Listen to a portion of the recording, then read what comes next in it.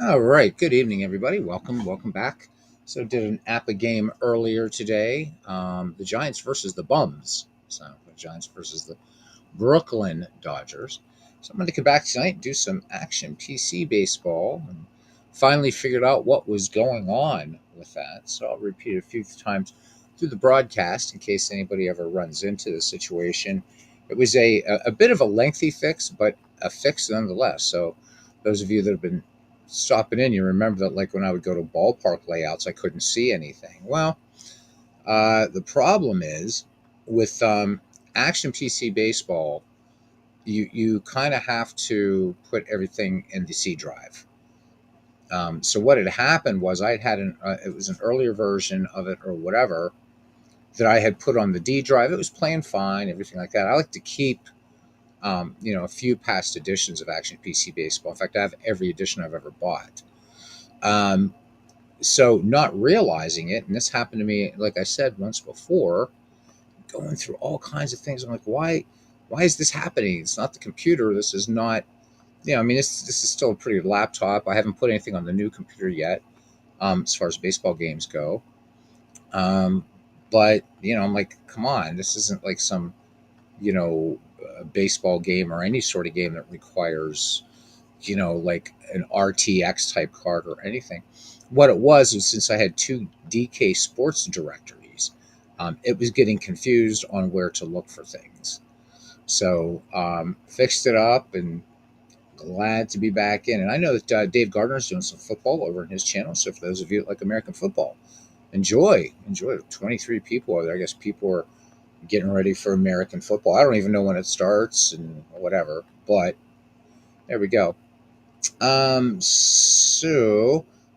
see. Mike Silva's working on a really, really cool project. I know he's put it in a couple groups and in the Discord. I'm hoping it'd be nice if he would, if not make it available, at least give us a tutorial on how to do it. But this is like a tournament that has like every team in baseball history. Hey, Professor, great to see you. Thanks for hanging out so late with us on Saturday night. So yeah, so I don't know. I know Mike's pretty much playing that in their Discord in Fields of Dreams. So Mike, looks like an awesome project. Maybe you give us a little how do you do it sometime, because I think that would be super cool. I mean, 70 teams is like the top that you can normally do an out of the park baseball. There's brother Jack Dawson second in the ballpark tonight. But yeah, so that's pretty much exciting going on. We're about 6 days from the next release of Pocket Pennant Run Baseball. So good. Still haven't heard anything about any updates for Full Count Baseball. And I really want to play it. You can play it right now. You just got to be the human manager on both sides, or you'll get weird things like a pinch hitter with a second batter and stuff like that. But with the update, it's going to be a Windows native application. You're going to be able to actually do all the things in Full Count Baseball, and it's it's I would say it's as deep as the game you're looking at right now is Action PC. But I've been wanting to play Action PC baseball, and I'm glad I fixed it. And yeah, then I'll even show you guys. It just makes me so happy that I remembered how to fix this. So when I go to park layouts, there we go. Now I can see the ballparks, and if you guys remember before, this wasn't happening, and so now I can go through. And some night, I don't know how many damn ballparks I have. Not quite as many as Clinton Parks, but a lot of them. And just being able to set up these ballparks, as you can see, this one isn't ready yet, and you can tell when like that's not ready to play. That would be a total mess. But so glad that I did this. So we're going to be returning to the Decades League. This is an old subset. Clinton says, "If I walk away, please don't make me mad." He says he's higher than a kite. Nerve block for shoulder, and I think that Sokolodos would never be angry with you, man. It's all good, Clinton. It's all good, man. So we're going to be returning to the Decades League. Also, I was messing around a bit last night. I decided not to. I just didn't feel like doing a broadcast last night. But got all the ballparks set and have. We might be doing some 1968 baseball in honor of Professor Clinton Parks, who, um, you know, 1960s baseball, one of the areas of baseball he absolutely loved. So I thought it'd be kind of fun to do 1968. So you sent cousin your photo. All right, well, just you take care of yourself, Clinton. That's the most important thing. So this is an old subset of the baseball history collection. I would say for those of you that have the baseball history collection, go on the boards and just keep spamming it and say, look, we want this thing. This is I've never quite seen a set like this. I've never baseball history collection. There's only one other game that has something similar to it, and that's Diamond Mine Baseball, but it's not quite as big as this. Anyhow, these take the best players of each decade and put them on a team. The 19th century has their own team. So let's do this. Yeah. Hey, there's Parallel League. How you doing, bud? Telling Clinton to feel better, and indeed, that's what we want. We want our curmudgeon back. That was so much fun, Clinton. That was such an honor. It was such a privilege to have you hanging out and talking baseball and all that kind of stuff, and hope to do it again soon. So I thought it'd be fun to just kind of look at some of the rosters to get you guys familiar with this thing. So we'll start with the first place 1900s. So you've got people like Napoleon Lajoie and Buck Freeman, Chick Stahl, Hannes Wagner, Fred Tenney, George Stone, Elmer Flick, Bobby Wallace, Roy Thomas. Make sure we got Roy. Yeah, no, got to fix Roy Thomas's picture, by the way. So I better do that right now. But yeah, I mean, this is just really, really, really fun. I'm not going to do that. Let me see. Yes, okay. We got to fix Roy Thomas's picture. Good God. Oh man, that is just not good. Anyhow, it's just really, really. I love this. This is one of my favorite subsets of the baseball history collection. It's really, really, really good stuff. Is it? Which is it? Is it players? Good God, I always forget. So I take long breaks from Action PC Baseball. There we go. Player photos.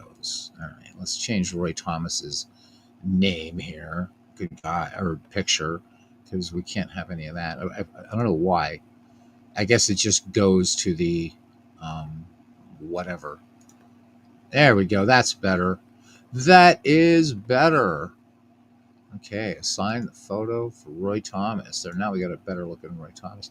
So as you can imagine, all these, geez, we got to fix George Stone. So hang on, that's a modern George Stone. Anyhow, as you can well imagine, these are all loaded rosters, which makes them a lot of fun. Some people got to win, some people got to lose, and that's what it is. So yeah. So Bernie Strom was on with some baseball today. Their Fields of Dreams League. So that was pretty cool. Yeah. Oh my God, how did I just do that? Jeez. There we go. Player photos. So we got to switch up George Stone here. Switching up George Stone. There we go. That is just, we're not, no way, man. Let's see. Nope. Jeez. There we go. Use photo for George Stone. There we go. There's going to be some modern photos that are going to sneak in here once in a while. Oh, you mean the other? Yeah, because I mean this guy's. But there we go. Now we got everybody. So a lot of Hall of Famers, as you can imagine, on here. This is Roger Bresnahan. Lots of very good players, of course, like Jimmy Shecker and Jimmy Collins. Elmer Flick, a Hall of Famer, of course. Johnny Kling, superb catcher. The pitchers here, pretty tough, man. You got Adley Just, Vic Willis, Rube Waddell, Eddie Plank, Three Finger Brown, Christy Matthews. So it's like, I don't even know who's in the rotation for this. So it's Cheesebro, McGinnity, Mathewson, Mullen, and Willis. So all righties in there. I would almost want to take Mullen out and put Rube Waddell in as a starter. I think I want to do that. I think we'll do that. Yep. How do we? Forget how we do it now. But we'll just let it rock the way it is. But because I would have to go and muck about in it. Let's look at the 19th century. So 19th century, Pud Galvin, Will White, Larry Corcoran, Old Hoss Radbourne, and Mickey Welch.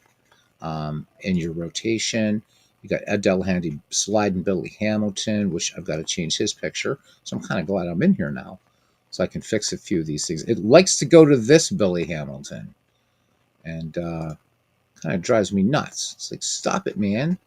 Just stop it, stop it, stop it. So let's fix Billy Hamilton now. We'll get the game started here in a few minutes. I don't even know what we're going to play yet. But there we go. And use photo for Billy Hamilton. And okay, there we go.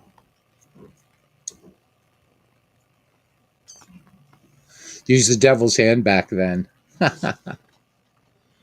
So Wee Willie Keeler, of course, probably the hardest man to strike out in baseball history. Jesse Burkett, Hall of Famer. Proper George Davis. There we go. Bad Bill Dolan, Dan Bruthers, Hugh Duffy, Roger Connor. Baseball's home run king until that guy from Maryland came along, Tommy McCarthy. George Pence, all kinds. And we just flip ahead into just another decade, something about modern, say the 1960s. You got Frank Robinson, Willie Mays, Orlando Cepeda, Billy Williams, Veta Pinson, Willie McCovey, Elston Howard, Ron Santo, Brooks Robinson, Carl Yastrzemski, Bobby Richardson, Jim Fregosi, Luis Aparicio, Bill Mazeroski, Bill Freehan, pitching for these 1960s guys. Looking at their rotation, Drysdale, Bunning, Marichal, Stottlemyre, and Koufax. Not too bad, not too bad. Of course, it'll be fun to go through this again, and the season has already started. And to I don't know why I have them in Puck Jarry, but we'll leave them there. Bob Gibson not in the starting rotation, pretty amazing, right? I would probably substitute. I would probably put Gibson in there over Mel Stottlemyre. No insult to Mel Stottlemyre at all. So, but there we go. Anyhow. Let's see what we got on tap. So, Parallel League talking about the other Billy Hamilton, the newfangled Billy Hamilton. He says it was fun to watch when he was with the local team, the Dayton Dragons. The Dayton Dragons. All right, let's see what we got on tap here tonight for some matchups. We got some pretty good ones here. The 1990s versus the 1960s. Tom Glavine versus Warren Spahn. Pretty good one. These are all pretty good matchups. This is going to be kind of tough to pick. So Pud Galvin versus Kovaleski, the 19th century versus the 1920s. I don't see Cousin Ken in here, so Roy Halladay versus Catfish Hunter, 2000s versus the 1970s. The 1940s and the 1910s, Hal Newhouser versus Grover Cleveland Alexander. Oh, Pete, huh?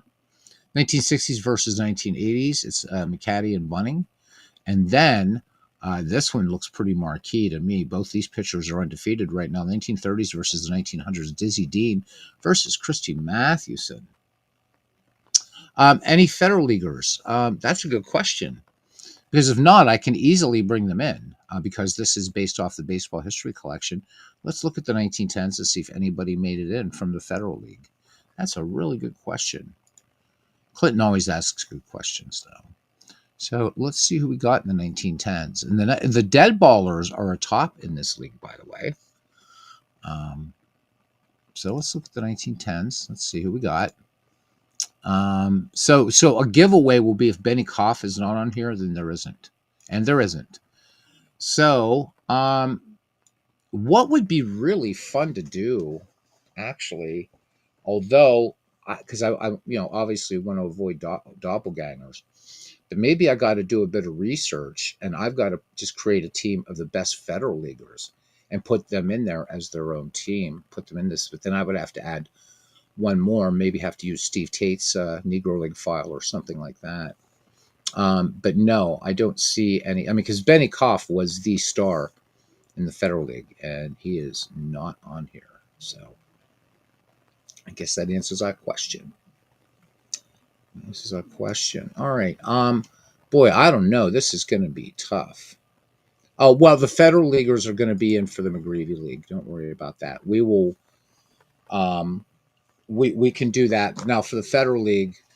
What we'll have to do in out of the park baseball is because out of the park baseball was coded as a 2 league game.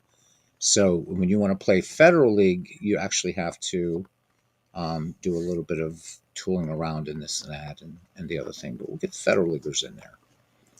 Definitely, definitely. We'll be talking more about the McGreevy League in the next Diamonds and Dice podcast on this channel in late September. Late September.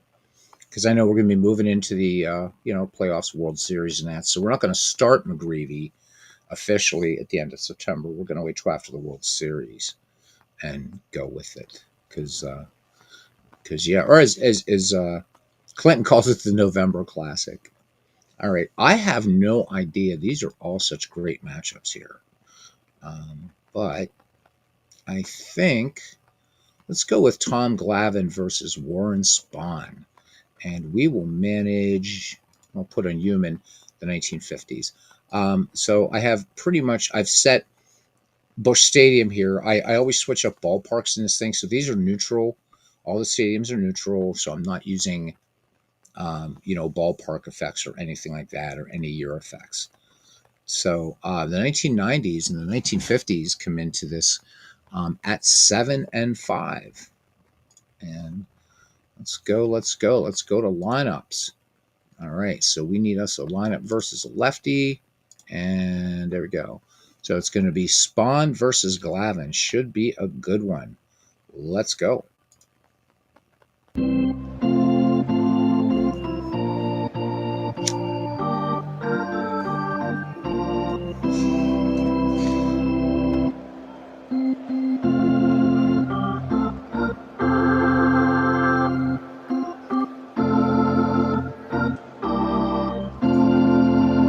All right, welcome to Busch Stadium for this game between the 1900s. 1900s? Is that what I picked?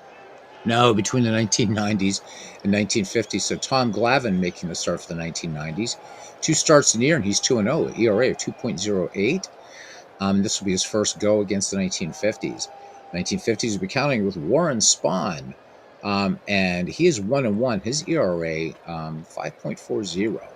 58 degrees here in St. Louis, Missouri. Wind speed 6 miles per hour out to right center field. And let's play ball. That must be an echo in here. All right, here we go. Leading off is Robbie Alomar. He's 234 in this season with a home run and 6 runs batted in. And there we go. Alomar scorches one to right field. Hank Aaron plays into the hop and gets it in there. So Alomar on first. Alomar, good speed, 2 steals thus far this season. All right, batting second, shortstop Omar Vizquel. We'll do the defensive lineups a little bit later. I'm not going to be too picky about that. Spahn, this one bunted back to the mound. Close play at first. They do not get Vizquel, but sacrifice successful. Robbie Alomar moves into scoring position. And here's Jeff Bagwell. Jeff Bagwell batting in the number 3 slot. Bagwell on the season hitting .289, 2 home runs, and 7 runs batted in. Spahn peers over his left shoulder. Robbie Alomar has a pretty good speed. Red Schoendienst playing him in kind of close. And here's the pitch. And that one is a big swing and a miss. And Warren Spahn picks up the strikeout. Cousin Ken Castro. He's here. We might do a doubleheader. The next one would be the 1900s, the 1930s. All right. And I'm going to do, this is adjusting the speed to this. The game is a little bit weird, man. So I'm going to cut this a little bit down, just a tad. Okay, there we go. All right. Here's Larry Walker. Larry Walker making his first plate appearance of the season. Warren Spahn deals. Walker sends this one deep to right. Aaron back at the base of the wall makes the catch for out number 3. All right. So, no runs, 1 hit, no errors. And after a half inning, it's the 1990s, nothing. The 1950s coming to bat. We'll see who the 1950s are. playing, or the 19th century next. We can do that. Definitely. So the 19th century's 4-8 so far. A new Bush beats an old Bush, says Parallel League. All right, let's look at the starting defense here for the 1990 squad, and then we'll look at the starting defense for the 1950s at the top of the second. In left, it's Albert Bell. In center, Kirby Puckett. And in right, Larry Walker. At first base, Jeff Bagwell. At second, Robbie Alomar. At short, Omar Vizquel. At third, Chipper Jones. Catching is Mike Piazza, Pennsylvania's own. And on the mound, the lefty Tom Glavine. One of the things that I do like that I think is a strong suit, with many in action PC baseballs. I love the baseball cards. I think they look so cool. Just on the field, and if you click on the field, you get everybody's baseball card, and you can look at lineups and everything like that. But they just remind me in a way the backs of old baseball cards. So this was a nice addition that they made. All right, third baseman Eddie Yost leading off for the 1950s decade, hitting just 150 with 2 runs batted in. Glavine with the 0-2 pitch, and this one in at the knees for a strikeout. So Tom Glavine not wasting any time. All right, here's the second baseman, Red Schoendienst, 3 RBI, hitting 200 on the season. 1-2 pitch, Schoendienst swing and a miss. So Glavine looking to strike out the side and an order. And here is Henry Aaron hitting .571. Aaron has yet to homer. 3-0 pitch, and Hank Aaron will draw the walk. And we're going to just go ahead and... So part of the reason why I'm doing a lot of this tinkering is this is a complete fresh install of this game. So I just want to cut the speed down a little bit more. There we go. All right. There we go. All right. And that will bring up the Duke of Flatbush hitting .222 with 2 runs batted in. Glavine works. Long fly ball, high fly ball to right. Larry Walker ranging to his right, calls off Kirby Puckett, and that will retire the side. We've played one here at Busch Stadium. No score, looking at the starting defense now for the 1950s. And left field, Minnie Minoso. In center field, Duke Snyder. In right, Hank Aaron. Let's go from third to first this time. Eddie Yost at third. Ernie Banks at short, Red Schoendienst at second, Gil Hodges at first base. The Yog is catching, Yogi Berra and Warren Spahn. All right, Chipper Jones, Mike Piazza, Albert Bell due up. And Jones batting right against the lefty Warren Spahn. Chipper Jones hitting just .192, does have a home run, 2 runs batted in. Spahn ready to deal, and on the first pitch, long fly ball center field, and this one off the wall. Duke Snyder playing the carom off the wall, gets the throw into the cutoff man, and Chipper Jones picks up a double. All right, brings up Mike Piazza. Piazza off to a really, really good start as we were in game number 13. 310 average, 3 home runs, 11 runs batted in. Spahn deals on the 3-1 pitch. Slow roller, Yost looking Jones back. The throw across the diamond to Gil Hodges. And Mike Piazza is out number 1. Here's the happiest man in baseball, Albert Bell. 2 home runs, 6 ribbies. 159 clip for him. And 2-2 pitch on the way. And Albert Bell looks at a call. Late called third strike. So Spahn picking up his second strikeout of the game. And here's center fielder Kirby Puckett, 311. 6 runs batted in. 2-0 pitch. And this one down in the dirt. Down in the dirt. And so Chipper Jones makes it to second. So they are going to score that one. A wild pitch, it looks like. All right, Spahn ready to work again to Kirby Puckett. Here's the 3-0 pitch. Puckett swings, fly ball deep to right, and Hank Aaron on the track makes the catch. And that is out number 3. We go to the bottom of the second. No score. I feel like Burgmeister and Young Frankenstein. Clinton says he has 15 anchors in him, so much for TSA checks. All right, Gil Hodges, Minnie Minoso, and Ernie Banks took way too long for Gil Hodges to get into the Hall of Fame. Gil, 2 home runs, 6 RBIs, but hitting just 170. Glavine with the 1-1 pitch. Hodges, this one popped into infield, and settling under that one is Omar Vizquel. 1 up, 1 down now for the fleet-footed Minnie Minoso. Minoso hitting 326, a home run, 3 runs batted in. Infield looking bunt from Minnie. Here's the pitch, and Minoso lays off that 3-2 pitch, and he will draw the walk. So Minoso projected to steal about 18 in the season, and for the 1950s, that was a bucket load of stolen bases. And here he is. Let's play 2. Mr. Cub, Ernie Banks, hitting it even 200. A home run, 4 runs batted in for Ernie Banks. Glavine comes to the set position. The lance is over at first. Minoso being held on by Bagwell. And here's the pitch. Ernie Banks swinging on the first pitch. High fly ball center field. Kirby Puckett camps under it and gloves it for the out. And you can see we still have to work on a little bit of the speed in the chalkboard, but it's come a long way. All right, brings up Yogi Berra, one of Dwayne Martz's favorite players. Yogi, 3 home runs, 6 runs batted in, hitting 186. So that last pitch there by Glavine, a changeup. Throw over, Minoso back in ahead of Jeff Bagwell's tag. 2-0 pitch, and Berra lines it right to Alomar at second, and we have 2 in the books here. No score. All right, no DH in this league, so it's going to be Tom Glavine, and back at the top of the order, Roberto Alomar and Omar Vizquel. All right, Warren Spahn to Dio, 2-0 pitch. Glavine, 2-hopper to Shane Dietz. Shane Dietz, easy toss onto Gil Hodges. Score that one 4-3.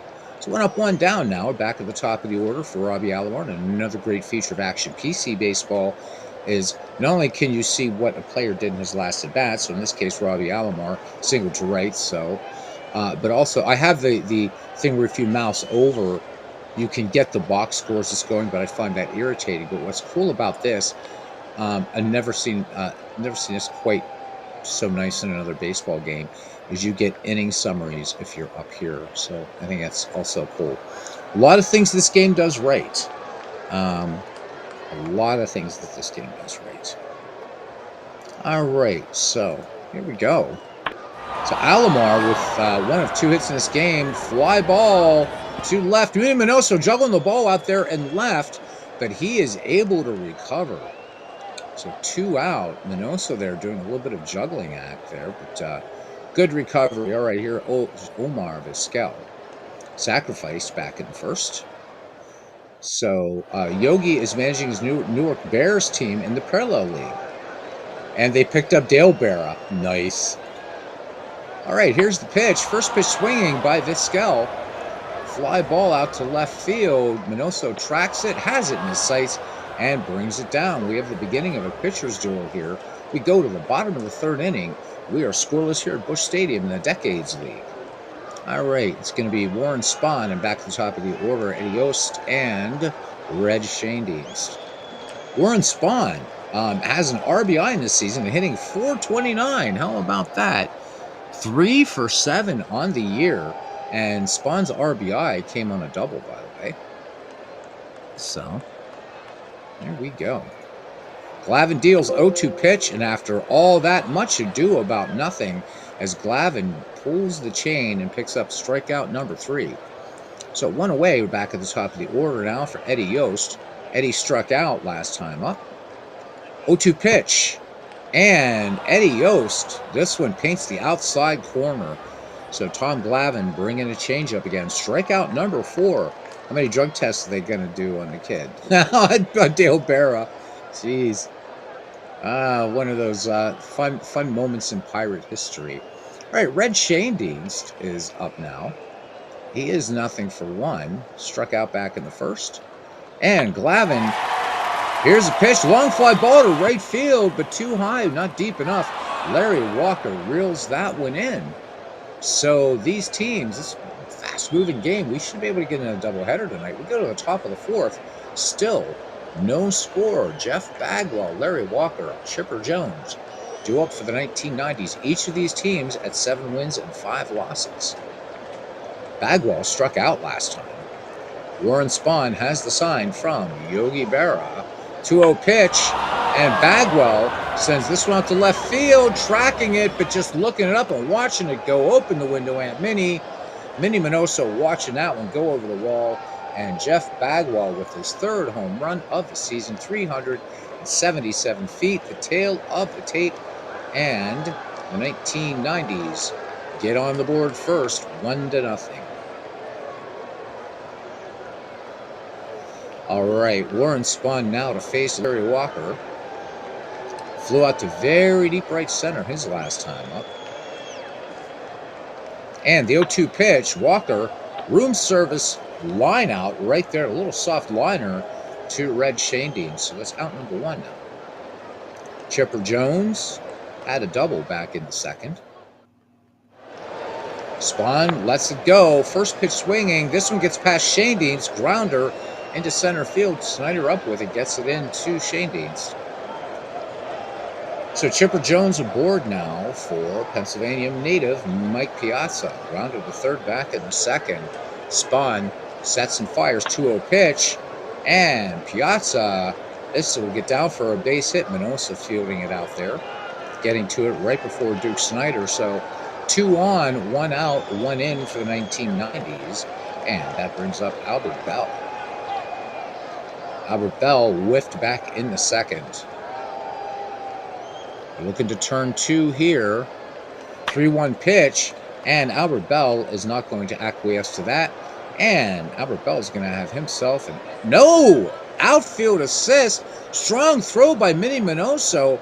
And gone down at the plate is Chipper Jones. What a throw from Minoso. And Berra just getting the tag down. If this was out of the park baseball, we would do a video replay of that. But the video replay of this is kind of nah, so we're not going to worry about it. I thought Jones had that one beat. Calling it an RBI there by Albert Bell. And no sirree, Bob. So huge play there. And Spahn just needs to get Kirby Puckett and keep the damage to a bare minimum here. Kirby flied to deep right back in the 2nd inning. And Spahn from the set position. And the 0-2 pitch. And indeed he does. Kirby Puckett caught looking on a fastball. But 1 run on 4 hits. There were no errors. We'll go to the bottom of the 4th. The 1990s 1. In the 1950s, nothing. And the heart of the order due up here, Hank Aaron, Duke Snyder, and Gil Hodges. Maximum velocity of that, though, on that throw from Minnie Minoso. How about it? I really thought that was... I started saying RBI. No, wait. So outfield assist for Minnie Minoso, gunning down Chipper Jones to play. Huge. At the plate. Huge play. All right. Here is Hammer and Hank Aaron. No home runs, but again, off to a 571 start, and he walked back in the 1st. All right, Tom Glavine enjoying a 1-0 lead here as we enter the middle innings. 1-0 pitch, and Hank Aaron lofts this one to left, and camping under it is Albert Bell. 1 up, 1 down now for the Duke of Flatbush. Premier center fielder for the Brooklyn Dodgers. Flew out to deep right center last time up. Here's the pitch, and Snyder swings in the first pitch, base hit. So first hit for the 1950s in this game. So the little no-no broken up. Snyder aboard. Duke Snyder projected to steal around 10 bases, all things being equal. And here is Gil Hodges, popped to short back in the 2nd.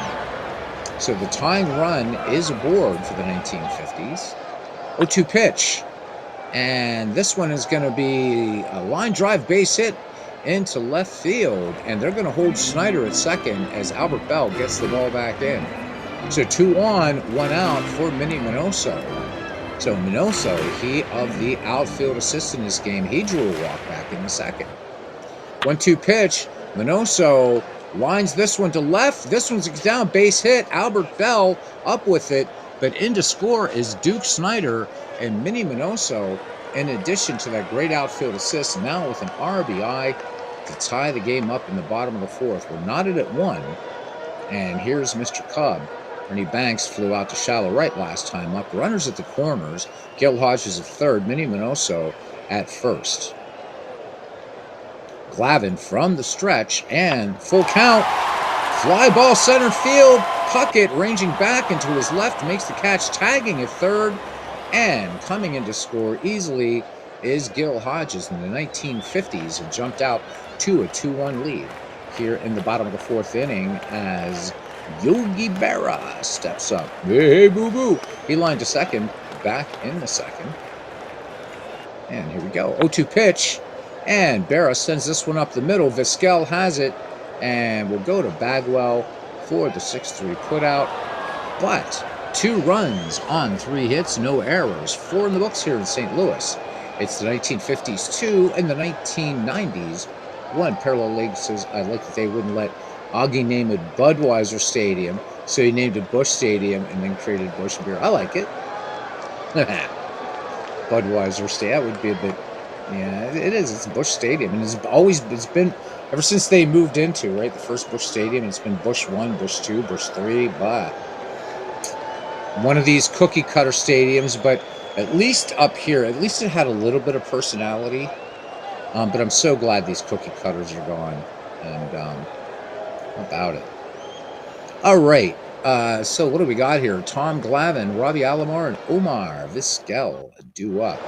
Glavine grounded out to Red Schoendienst back in the third inning. 2-1 your score. 1-0 pitch on the way. Schoendienst backs up, takes it on the second hop, and underhands it over to Gil Hodges in plenty of time for out number 1. All right. Roberto Alomar. 1 for 2. Singled back in the first, flew out, then last time up. And 0-1 pitch on the way, grounded to short. Ernie Banks hurries his throw, and just in time to Gil Hodges. So 2 up, 2 down here in the top of the 5th inning for Omar Vizquel. Vizquel flew out his last time up, 0 for 1. 0-1 pitch, Vizquel tags this one to right field. Will it be enough? No, it won't.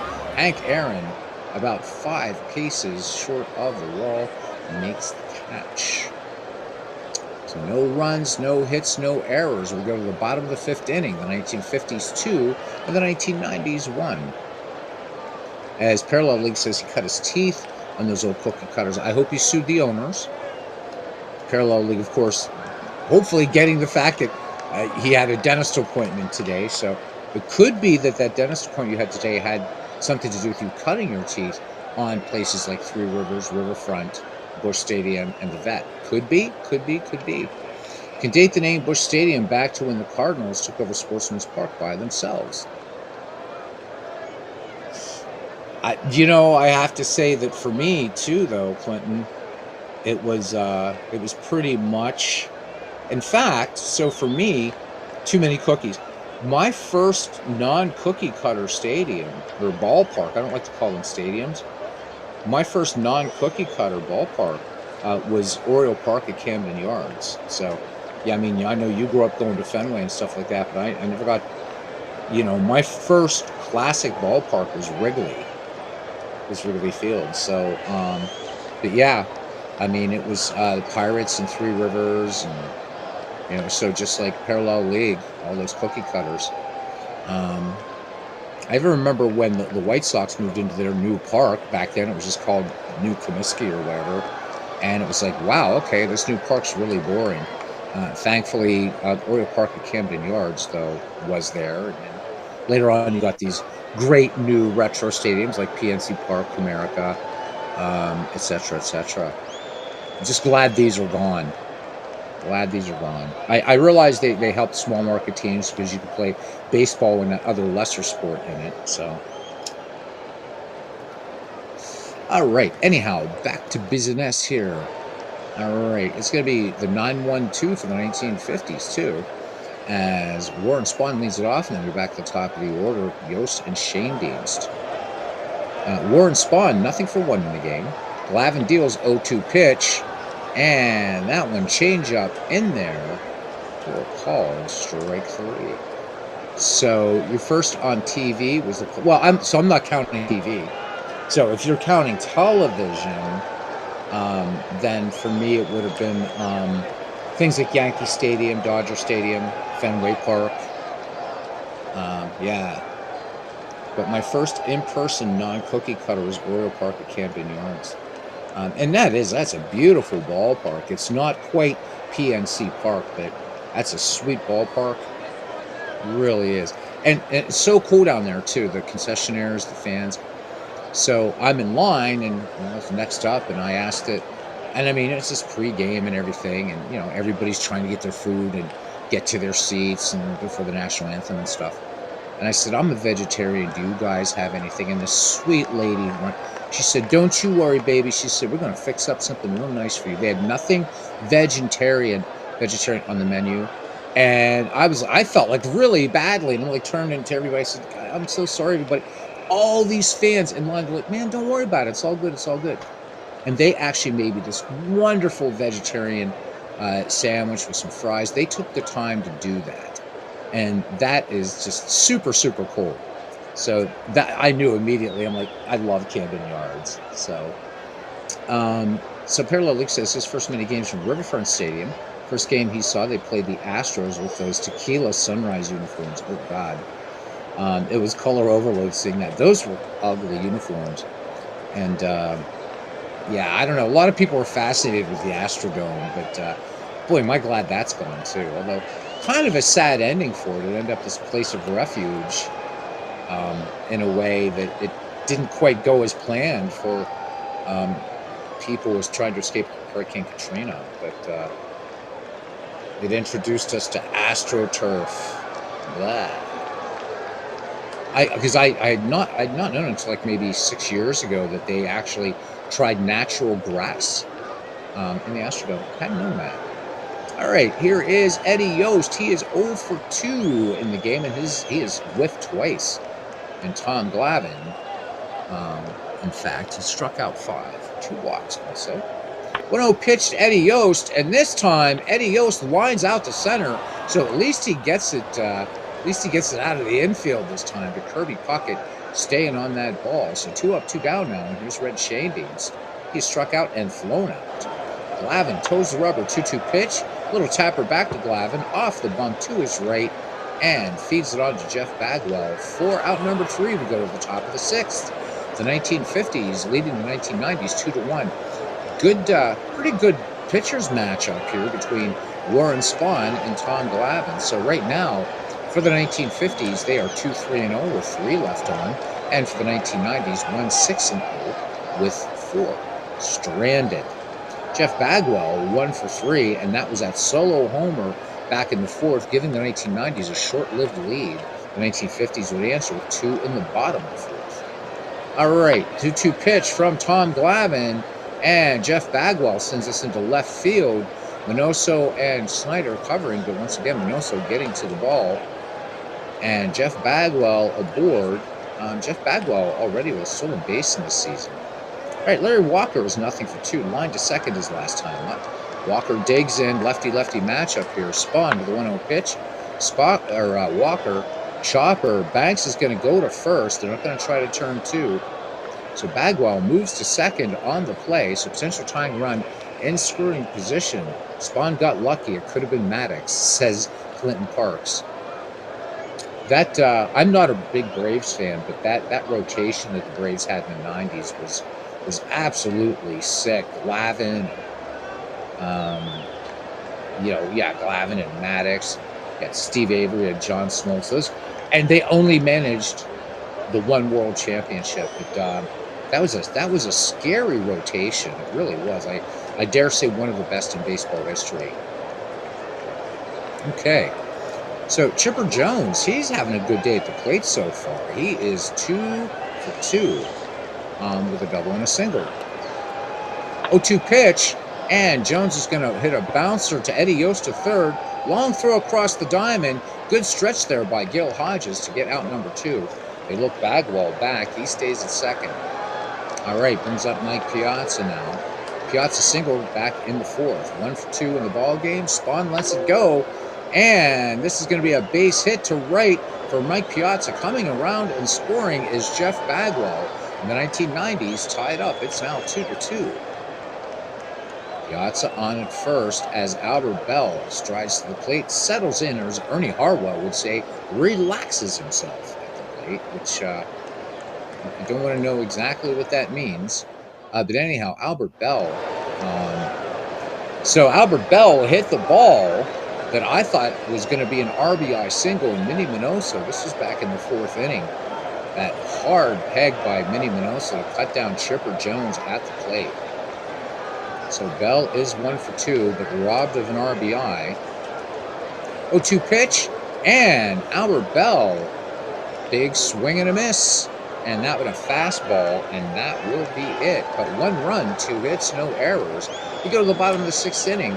We are all tied up at 2 here at Busch Stadium in St. Louis for this Decades League. All right, Hank Aaron, Duke Snider, Gil Hodges due up. Tom Glavine ready to deal to Hammer and Hank. Aaron swings in the first pitch, fly ball center field. Kirby Puckett calling off Larry Walker, and he makes the catch out there heading toward right field. 1 up, 1 down. And here's Duke Snider. Duke of Flatbush is 1 for 2, and the hit he had was a single back in the fourth. That would lead to help lead to those 2 runs posted by the 1950s in the fourth inning. 1-1 pitch. And Snider, room service bounce to Jeff Bagwell. He will take it to the bag himself. 2 up, 2 down.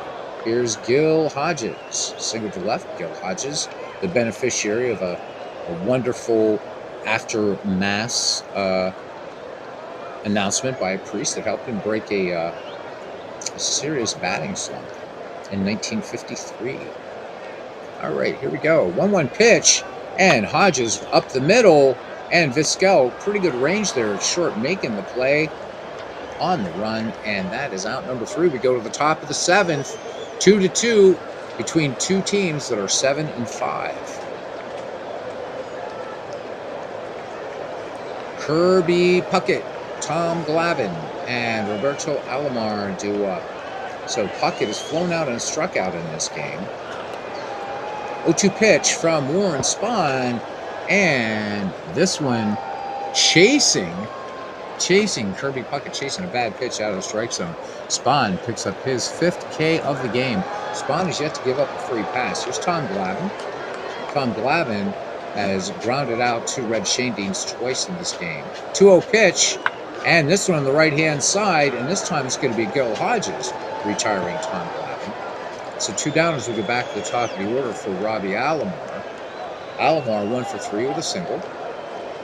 Thank you for that, Cousin Ken. I appreciate it. 2-0 pitch. And this one, slow chopper to Hodges. And nobody there covering first. So Robbie Alomar beats it out, gets the infield hit. All right. Potential go-ahead run has reached. And here's Omar Vizquel.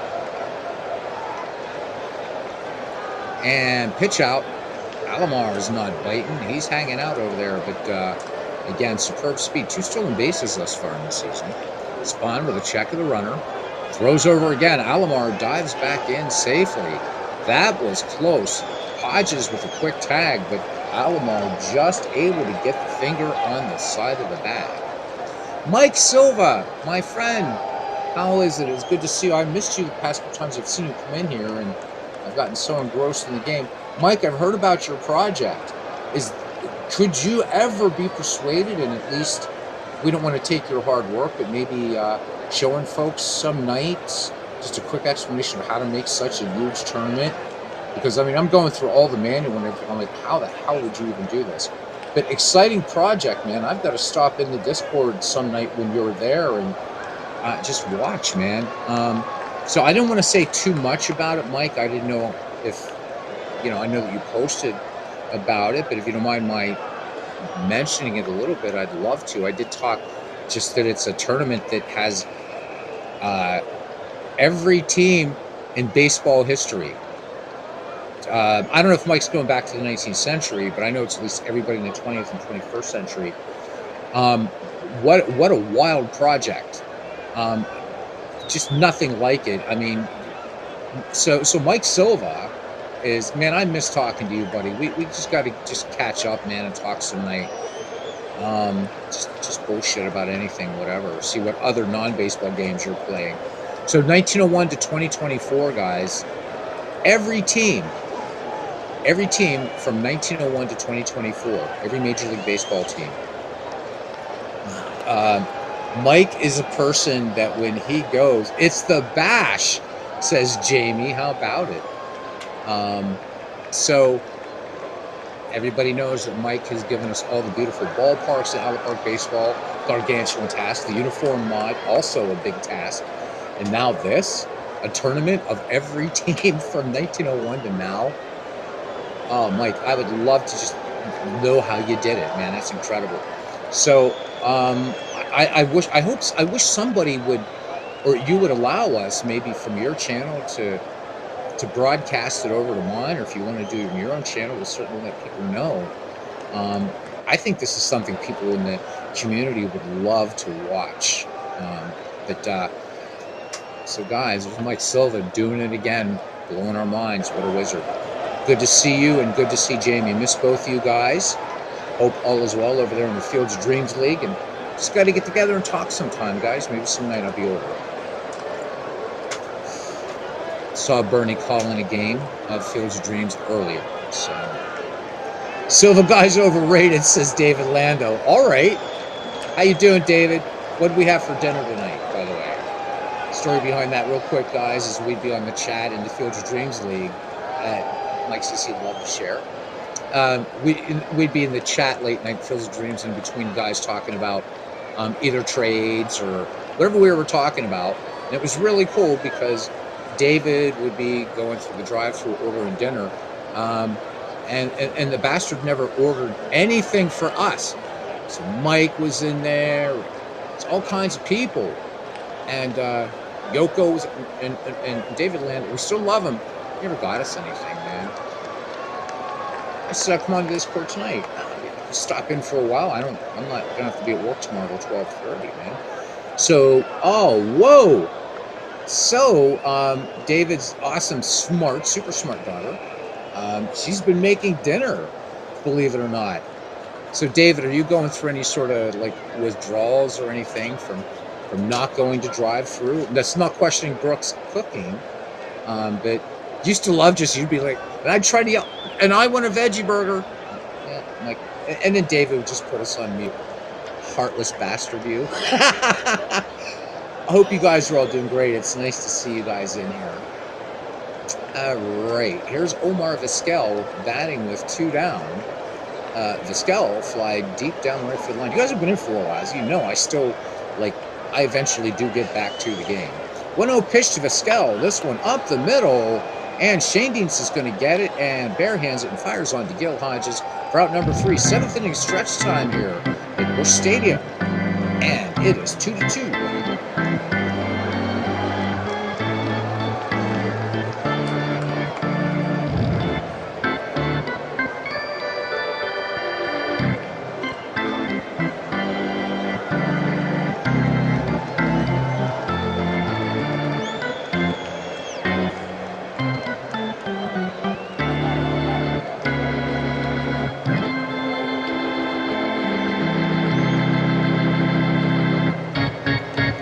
And since David misses Taco Bell, tonight's game is brought to you by Taco Bell.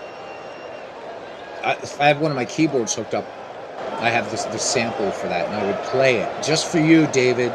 That's how much I love you, brother. I would do that. I would do that for you, man. All right, bottom of the 7th, Minnie Minoso. What a game is he having, right? A home run and an outfield assist for Minnie. It's going to be Minoso, Ernie Banks, and Yogi Berra due-up. So again, just changing up ballparks through the season, just as a neutral field, so no ballpark effects in this or any of that fanciness. 2-1 pitch, and Minoso taps this one up to second, and Robbie Alomar arranging to his right and gets Minoso by half a step. One up, one down for Mr. Cobb. And Ernie Banks, with a sacrifice back in the fourth that scored Gil Hodges, giving the 1950s their second run of the game. Glavin peers in, has the sign from Piazza, shakes him off. Has one he likes, count even, 2 balls, 2 strikes. This one, slow chopper to Chipper Jones of third.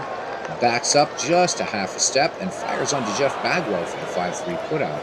2 up, 2 down now for Yogi Berra. Yog has lined to second and grounded to short. Glavin with the pitch. And this one up the first base line. Glavin, underhand toss. Glavin gets the underhand toss for out number 3. We go to the top of the 8th, still with a 2-2 score. Parallel League says, I heard Taco Bell had lost a ton of sales and they got rid of the little dog commercials. That's comment worthy. There we go. That's comment worthy. There we go. Love it. All right. Yeah, but they did, right? And didn't Budweiser? They had like their dog too, or something. Taco Bell. Aren't they owned by Pepsi? There's some sort of connection between those two. Jeff Bagwell, Larry Walker, Chipper Jones do up here in the top of the 8th inning. Again, both of these teams tied 7-5 records right now and knotted at 2 apiece. 1950s playing a little bit more efficient baseball, but that doesn't matter in the standings at the end of the day. Warren Spahn thus far, the line on him, 5 strikeouts and no walks as we go into the 8th. 2-0 pitch. And this one, Ernie Banks ranging to his right. Off-balance throw and plenty of time to Gil Hodges. So 1 away now as Jeff Bagwell grabs some pine. And the cleanup hitter, Larry Walker, strides to the plate. And the right fielder, 0 for 3. Last time up, grounded to second. Spahn deals, 1-2 pitch. And Larry Walker, this one in there just below the belt. Walker did not like the call. Umpire just turns his back. So 2 down. Warren Spahn is hanging up his 6th K. Chipper Jones, good day at the plate for him. He is 2 for 3. Grounded out his last time up, though. Full count. Fly ball center field. Back on this ball is Duke Snyder, short of the track. Makes the catch for out number 3. We go to the bottom of the 8th inning here in St. Louis. We are still knotted at 2. All right, and it'll be the 9-1-2. Warren Spahn, Eddie Yost, and Red Shanedeans to do up. Spahn has whiffed twice. Tom Glavin has 5 strikeouts and 2 walks thus far in this game through 7. Lefty deals, 2-1 pitch, and great play by Robbie Alomar from the knees, making this sort of torso twisting toss. Thank you, a little alliteration there for you guys. Nice play. All right. So 1 down now as we swing around to the top of the order, and Eddie Yost, who is 0 for 3, line to center last time up. 0-1 pitch, Yost up the middle, and it's the Robbie out. No, bad throw. This one by Bagwell, and making it to second base is Eddie Yost. So Robbie Alomar, charge him with an error.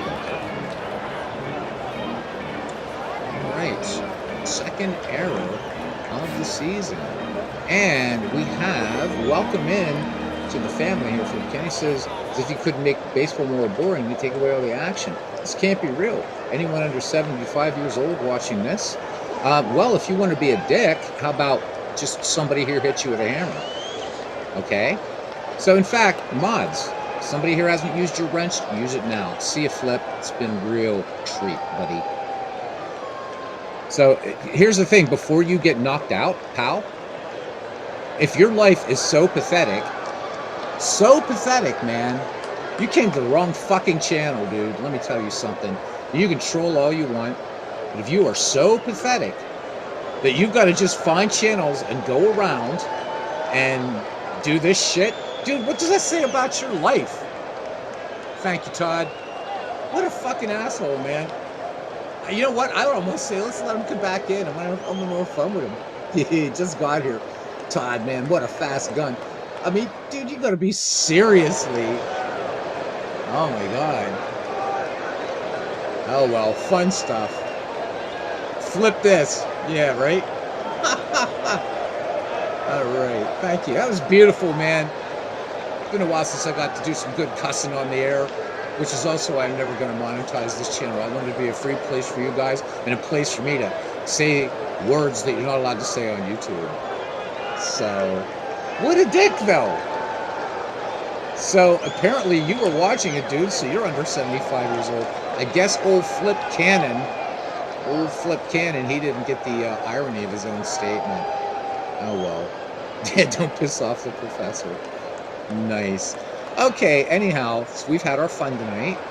Flip will be back. He'll come back under another name because he can't stand being in mommy's basement. And Dwayne has this thing called subscribers only mode. I've heard about it. I should try it someday, but just to make them sit there for 5 minutes and think of amazing things to say. All right, back to it. Here we go. All right. And the 2-1 pitch to Shane Deans. And this one up the middle. This one will get down for a base hit. And Eddie Yost tried to go home, but they said, no, you're not going anywhere, pal. So runners at the corners, 1 down now, and sets the stage for Hank Aaron. Hank Aaron is 0-for-2 in the game. He's gotten the ball out of the infield twice. Infield in, interestingly enough there. We're going to try to cut off the run here. Let's see if Hank Aaron is going to oblige with a little ground ball action here. And the throw down. Shane Deans was on the move. Gutsy play by the 1950s. And there is the man, the myth, and the libido. FAC Sports Desk with Paul. Welcome in, Paul. Good to see you. Just telling everybody, it looks like things are still on track, I guess, for the 31st August release, next release. Beautiful release of Pocket Pennant Run Baseball, and it wearing all the nice... It wasn't me, says D. Scott Howard. Oh, my. I'm going to do something here really quickly. You guys will still be able to hear me, but I got to make one minor adjustment on the headphones here because they're being a bit of gobshite. Yeah, Todd B. obliged us here and helped us out and tossed out a real honest-to-God wanker. What's this world coming to? That's what I want to know. Maybe I don't want to know. Anyhow, you know what? Even if everybody here was over 75 years old, I'd rather be hanging out with folks over 75 years old than I would be somebody named Flip Cannon. Really? Dude. Go, I don't know. What are those things they have on YouTube? What are those things called? It's like, I don't know what those channels are called, but that's what a guy should be, man. So hopefully he finds a home on YouTube. But he'll do the expected thing. He'll come back here some night under another name. My understanding, but we'll know that it is he. So just fixing these stupid headphones here for another inning or two. And then we'll get back to the game. Paul, how you doing tonight? How you doing? Subscribe mode does seem to help. I know, but you know what? He's a hardcore MFL fan. Says, well, then I have news for him. This is a study that most people know about. There's actually more action in a baseball game than a football game. So, bite me. And I don't mean to be picking on NFL, but whatever. If you don't get the irony of if all you have better to do in your life is just troll a channel, wow. All right. Anyhow, here we go. We have 2 in scoring position with Red Shane Deans with a stolen base. Oh, God. Understand, Clinton. So Paul says he's on the FAP injections going out for birthday. Feel terrible. Yikes. Kind of a bad mix there, my friend. Cheer you up. All right, we're going to have the all-singing, all-dancing Kate Beckinsale coming on the show here soon. How's that sound? All right, back to game action. Glavine in a little bit of trouble here with great Hank Aaron at the plate. 1-0 pitch. Aaron swings, and this is going to be line to left. And it's going to be, is that short hopped out there by Albert Bell? Tagging is Yost. And the ball getting by there, getting by Mike Piazza, and that's going to allow the third run to score. So 2 outs. It wasn't a short hop at all. Albert Bell able to get to it, but then hurries his throw. So first error of the throw, or first error of the season. No, so don't kick this guy out yet. No, let's not kick this guy. So Flip, you know, do you understand? Do you even get the irony at all? Do you get the irony? Do you get how stupid you are? Do you really get it? So, of all the things you could be doing on YouTube there in Mommy's basement, you could be doing things like learning something, watching a great documentary, watching maybe a sport that you like, you know, I don't know, dodgeball, what else? Tiddlywinks, I don't know, whatever you play. Yeah. But instead, you want to choose to be a little troll, a little keyboard warrior. And I think that's really cute. That's really cute. Flip. Flip a cannon, huh? What's the matter, Flip? Don't you got a girlfriend, a wife, or any sort of significant other? So all you have to do in your sad little existence is to troll a channel. Yeah? See, because the people that are in here, man, this is family. And what are you? Sitting alone, maybe drunk, maybe stoned. Let's see, do you work, Flip? Do you even have a job? This is all you have to do, man. Oh, look at him now. Look, he copy pastes. All right, whoever wants the honors. Flip can't even bring a good rejoinder. Can't even understand. So Flip, I'm sure we'll be seeing you a lot more. So welcome back. You know, in your little irony. You don't get it, but when Mommy tells you it's time to clean the litter box, do so, sonny boy. All right? Whoever wants to do the honors, go ahead. Have fun. If you guys want to screw with him, have fun. You have my permission. You know I trust you guys. Have fun.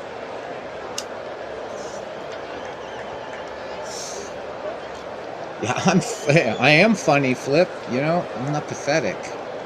I'm not pathetic, man. I'm not running around trolling, baby. Oh my God, it's so funny. It is. It's funny. It's funny. So I earned a new sub. Okay. Will you, Flippy? That's good. That's good. Little Flippy. Little Flippy got nothing to do. We're glad we can entertain you, Flip. So you just hang out, all right? You just go ahead. We'll let the gentleman in here play with you. Have some fun. Have some fun. Go at it, boys. All right, here is Duke Snyder. All right, Shindy's on third. 3-2 your score with the 1950s ahead. We do have ourselves a new pet. Absolutely. Absolutely.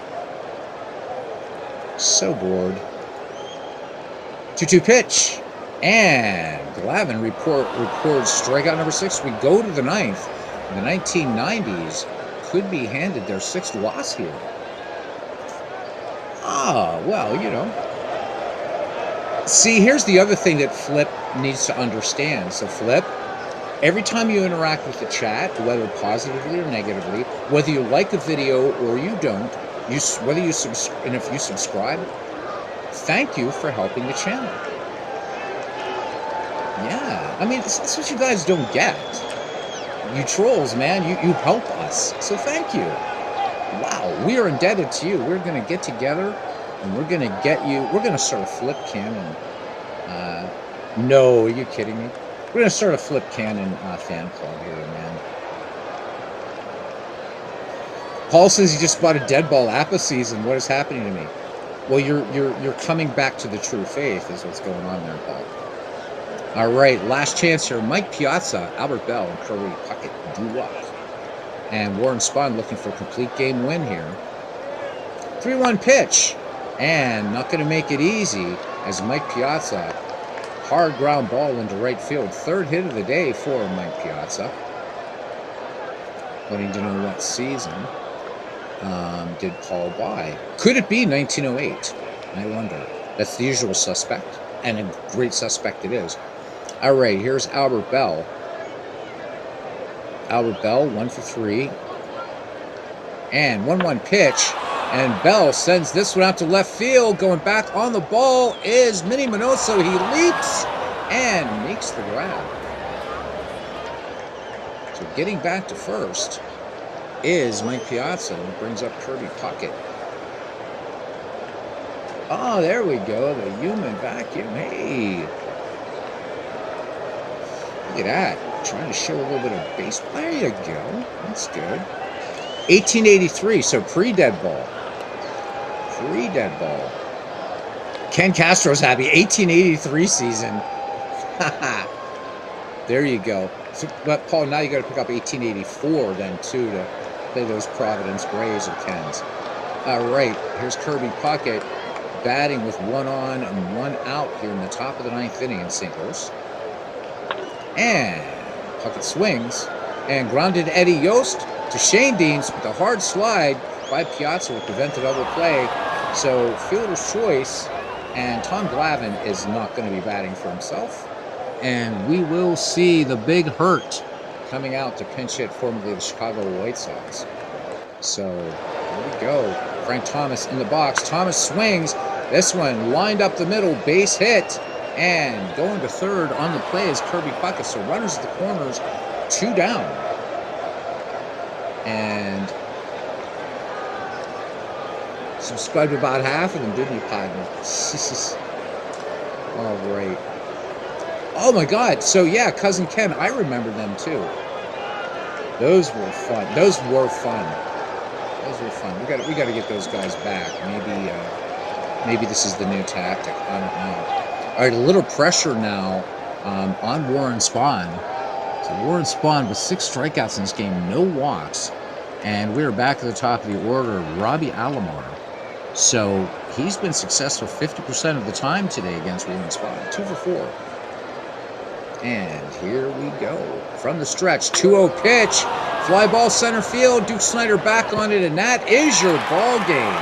So the 1990s tried to make a game of it here in the 9th inning, and it was a good one anyhow. 3-2, your final score. Let's look at a recap, and then we'll check a couple rosters. Clinton wanting to know who the 19th century was playing.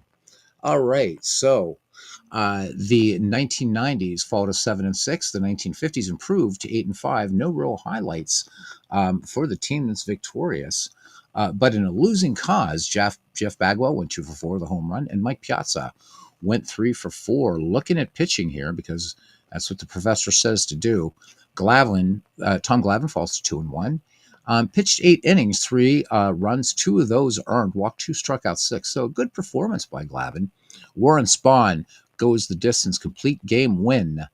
11 hits, 2 earned runs, gave up a home run, and struck out 6. All right, let's see who is our player of the game. It's going to be Warren Spahn. So there we go. But I think the big play in this game, Minnie Minoso needs to be given why he's not up here in the highlights. Not only the outfield assist, but the home run. So let's give co-MVP honors this game, Warren Spahn and Minnie Minoso. All right. To change this litter box, don't have too much fun. Flip, we won't. We're going to wait for you, okay, buddy? Bye. Okay, go clean up the little kitties. All right. Anyhow. Oh, my God. I love it, man. See, this is what you need is a Scouser in here. He's doing. So you keeping your right arm busy while you type? All right. So, standings thus far, the 1900s, a half game in front of the 1950s. The 1900s at 9 wins, 3 losses. 1950s at 8-5. And then we got a little bit of a pile up here for third place. The 1910s, the 2000s, and the 1930s, each at 7-5. 1990 at 7-6. And playing at 500 ball, 6-6. Bringing up the bottom, unfortunately, the 1800s at 4-8, the 1940s at 4-8, and also the 1960s. So let's see what would be the game with the 19th century. Are they playing today? Let's find out. So guys, again, don't forget Mike Silva. He says he's willing to talk about that project. So hopefully maybe we can ask Bernie to maybe we do an extra Dimes and Dice and maybe feature Mike, because I'm really dying to know how the hell you create a tournament in out of the park baseball with every team from 1901 to 2024. The 19th century would be playing the 1920s, both teams under 500, but it'd be Galvin versus Kovaleski. So good matchup either way. Galvin 1-1 with a 3 earned run average, and Kovaleski is 1-2 with a 4.74. The guys sitting on top of the league, the 1900s. This looks like this is a great matchup. Christy Mathewson and Dizzy Dean, each pitcher, 2 wins and no losses. So, short flash might be all of 19. He might be all of, yeah, he might be all of 19. I don't know. You know what? So seriously, Flip. I mean, I will tell you this if you're listening, yeah. So why I had to hit you with this sort of barrage of stuff is what you fail to understand. I'm gonna try to be a nice guy here for a minute to you, Flip, because I'm a nice guy, and these people in here are nice. Because you could have come in here. I mean, if you don't like baseball, why you're in here is a mystery. You know what? It's a great community here. Great community. You could have come in here, hung out, made some friends. Something to do rather than just going around and trolling channels, man. It doesn't make sense. It really, really doesn't. So if this is what gives you bliss, if it what gives you joy, at the end of the day, it really doesn't matter, Flip. It really doesn't matter. But my anger at you is not what you're doing, but just what you're doing is stupid. We're only given so many years on this planet, man, and you can't think of anything constructive to do like community building, like we've all done here. Sharing a love of baseball, no matter what our race, well, we're all one race, human race, no matter our ethnicity, our creed or lack thereof, our politics, and creating something, exploring the history of a great game. Um, and so that's what I don't get. So Clinton, sleep well. All right, getting tired. And thank you, my friend. Thank you again for hanging out with us Saturday night. Hopefully, we get to do that again, Clinton. That was so much fun. So, Flip, I'm not going to give you too much more airtime here, but seriously, think about the irony of what you're doing, man. It's just stupid. And if you're somebody else in this community just in here having a joke, it's gotten old. But thanks for the subscription. Thank you for contributing to the algorithm in this channel. As much as you hate baseball, and you've insulted pretty much everybody in this community. So I don't know. Can we? Can we? So Flip, you know what? I'm going to give you this much, man. I'll tell you what I'm going to do. So here's what we're going to do. Flip, you owe the people in here an apology. Are you big enough to offer an apology? And if you are, we can certainly do the 80s and the 2000s. How about an apology? There's good people here. So if you look back through this chat, as long as you've been here, you see that these are people here, man. We're just getting together. A place to maybe escape the kind of crazy things that are going on in the world right now. So you know what? If you can apologize to people here, you say, look, I'm sorry, I was a bit of a dick. I'm sorry. You would be welcome in this family, seriously. But if not, you just come in and just keep wasting your time, because that's what you're doing. You're not wasting our time. Not at all, man. Not at all. But do understand that what you're doing is just the irony. And if you've heard me say, Flip, let's say all these guys here were 90 years old. I'd rather hang out with them. All right. All right. Flip, you do that. You get some rest. All right. You be well, buddy. Okay. You be well, pal. All right. So, guys, anyhow, back to it. Lots of stuff coming up toward the end of the month toward the end of September. Will be Clinton and I, Clinton. Bernie and I will be doing the next Diamonds and Dice podcast, and the subject of that is going to be the Greavy League. So do hope that you will tune in. For those of you who are interested in the McGreevy League, it's going to be fun. It'll be a chance to put your a chance to field a team and to do some research into a wonderful couple eras of baseball, the 19th century and the dead ball era. Got that coming up August 31st. As soon as I get the file on August 31st from my good Scouser friend. So that's going to be a Sunday night, which is perfect because usually Pocket Pennant Run, their updates and releases usually come Sunday night. So as soon as I can get that from Paul, if in fact we are still on track for that, we will do a Pocket Pennant Run game, and we're going to start our project of selecting a game from history. We're going to select a game from history and just have a lot of fun with it. Talk about the game and what have you. Festivus, the airing of the McGreeviances, and there's what I've been waiting for all night. Thank you, Parallel League. Let's show it because that is comment worthy. So excellent. I love it. So, guys, yeah, I mean, I went off on old Flip over there, but it's because he could be trolling, but I just find it such a stupid thing. And stupidity, willful stupidity, is a button pusher for me. So there you go, Flip. Next time you come back, you know now. Speak intelligently, and you can hang out. But since you can't offer an apology and actually man up, you're fair game for anybody here that wants to just go after you, because this channel's not monetized, never will be monetized. So, you know, you decide what you want to do, buddy.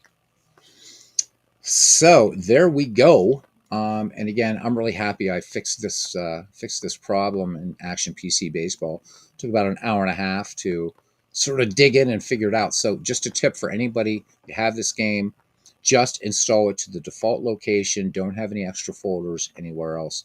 The game gets confused. Um, because it was trying to, what it was doing is it was trying to read both DK Sports directories, one on my C drive, one on my D drive.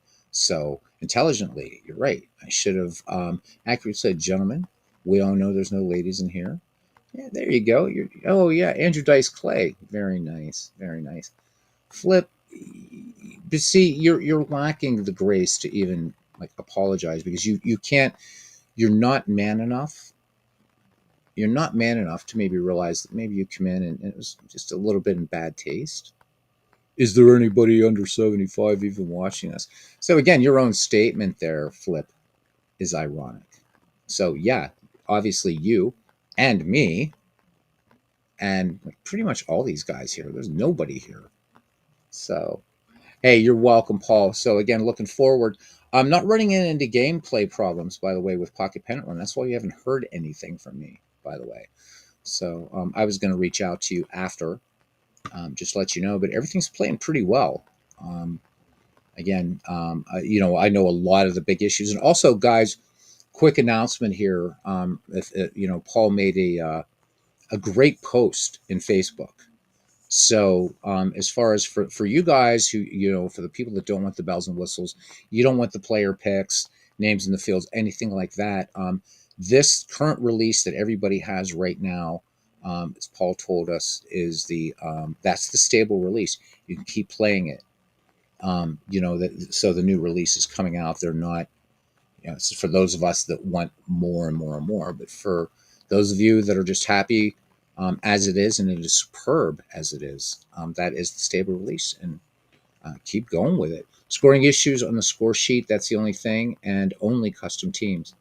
Yeah, I've just been doing just straight up dead ball games, Paul, and it's been playing like a champ, and having the names in the field is really cool, and the meeples are cool too, by the way. So nice call there on that. But Pocket Pennant Run, growing and growing and growing, far beyond, I think, what Craig and Matt ever imagined the game would be. And just excellent stuff. Excellent stuff. What time is it here, anyhow? Goodness, after 11. All right. So it's all good. So, Dead Ball Manager's going in today. Right. Nice. There was... I had a question. the about the I'll get with you on Facebook about it, Paul. It's just a question I had about sort of what maybe I can ask you here, even like so the player ratings and stuff like that. What you guys are eventually going to be doing, the more granular. How's that going to affect then how the manager tendencies? Is that's going to would that in other words, would that be sort of coded? Because right now, you guys are, yeah, right now it's the, ratings are A, B, C, D. So when you're starting to go the, B plus and C plus and C minus, whatever. So just curious how that's going to work. But again, we're not going to see those new ratings in this next update. But boy, this next update looks so nice. It looks so nice. It's just looking like, I don't know, the game's just better looking all the time. So give the dog a bone. When it went over, Rover took over and he got some of his own Andrew Dice parallel league, given as good as he gets, man. There you go. The little Andrew Dice Clay action. That's good. Thank you, buddy. So October are the new ratings. Okay, good. So you said it was the end of the year, Paul. I don't mean to put you on the spot here, but I figure we got 14 folks watching. Thanks to old Flip Cannon there. Will we see is it going to be by the end of the year? We'll see the schedule creator, so that way for those of us who want to do something like this, because I've thought about maybe actually duplicating this in Pocket Pennant Run, because I think this would be fun to play out in Pocket Pennant Run to see what it does.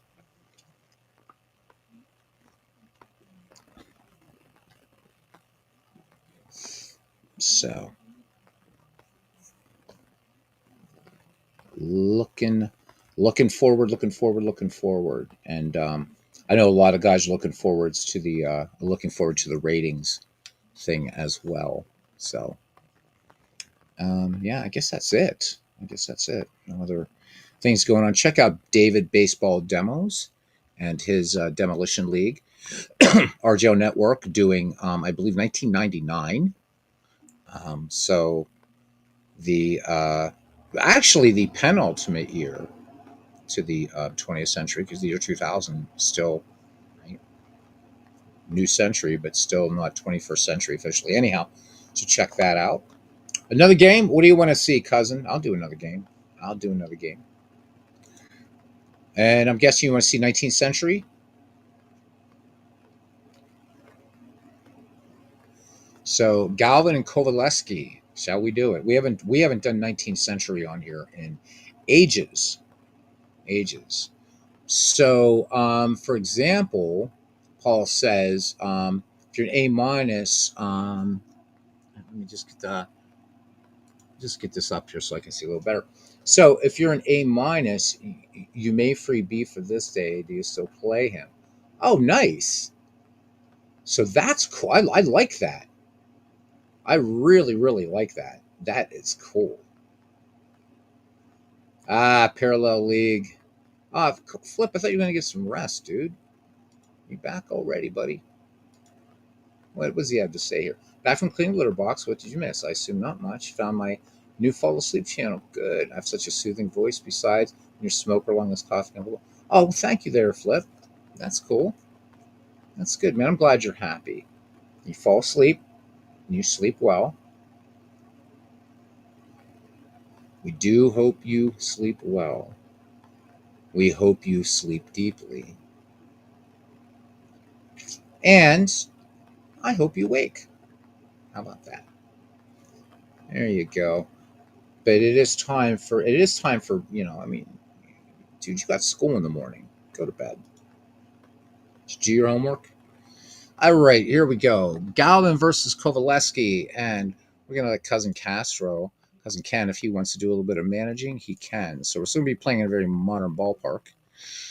But let's do this. Let's do this. All right. So let's get a right-handed lineup here. And Briquette, Keeler, Dolan, Connor, McPhee, Pinkney, Miller, Welch, and Galvin. Are you good with that? You good with that lineup there, Cousin Ken? So Paul, continuing about what's going to be coming up in the October version of Pocket Pennant Run Baseball. I said, as players on the cusp can go down in ratings, honors original Pocket Pennant Run concept and new players. I think that's great. That is really, really cool. So a lot more to look for. End of year, it will be the custom schedules, tournaments, and stats package. We'll be able to join real season at any point in the season and play just from that point. Wow. So, all right. So Billy Hamilton in at center, we can put him in. Yeah, we don't know why Mickey Welsh is in there anyhow. Let's put Billy Hamilton in. Mickey Welsh is out. And I'm assuming you want Billy to lead off. Would that be right, Ken? Paul, this is all really, really, really exciting what you guys have planned. That's incredible. Oh my God. And for Clinton fielding stats. So quick story, Paul. It's Clinton Parks. No, man, you don't have to shut up at all. So I know I love the fact that you're here, you're talking with us and everything. So real quick, for anybody that plays Digital Diamond baseball, we have so Billy Hamilton's going to lead off.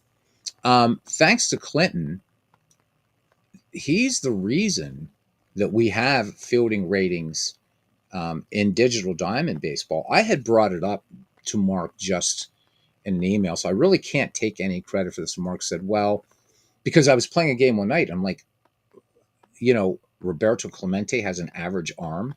Anybody that knows anything about baseball history knows that, no, he had a howitzer. And so I'd written to Mark, just, hey, Mark, great game. I even have some roster sets up there on their site that I made. And I said, what's the deal with fielding? He said, well, I really don't, I can't remember the exact, so I've got to paraphrase. He said, well, the way the game works, fielding doesn't play such a huge part.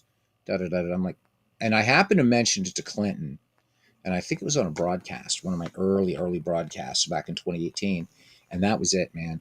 Clinton even got to the point where, it got kind of heated, but really it's thanks to Clinton Parks that, and Digital Diamond is such an excellent game. So why is Delahanty not in the lineup? Dude is hitting 378. What a stud. I don't know, because these are these are not season stats, but lifetime stats. I don't know. Good question. So your 19th century baseball there, do you, Flip?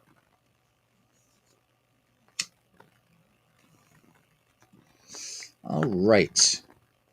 So now we've got Hamilton, Keeler, Dolan, Connor, McPhee, Pinckney, Miller, Burkett, and Pudgowan. Jesse Burkett always seems to do pretty well in these types of leagues. So that's your lineup for the 19th century. And we're not going to get to see the 1920s till we get in there. So let's go. But these guys are pretty beastly here too. So Stan Kovaleski taking the hill. And let's do it. Oh, my lineup is incomplete. So let's just do the computer lineup. And there we go.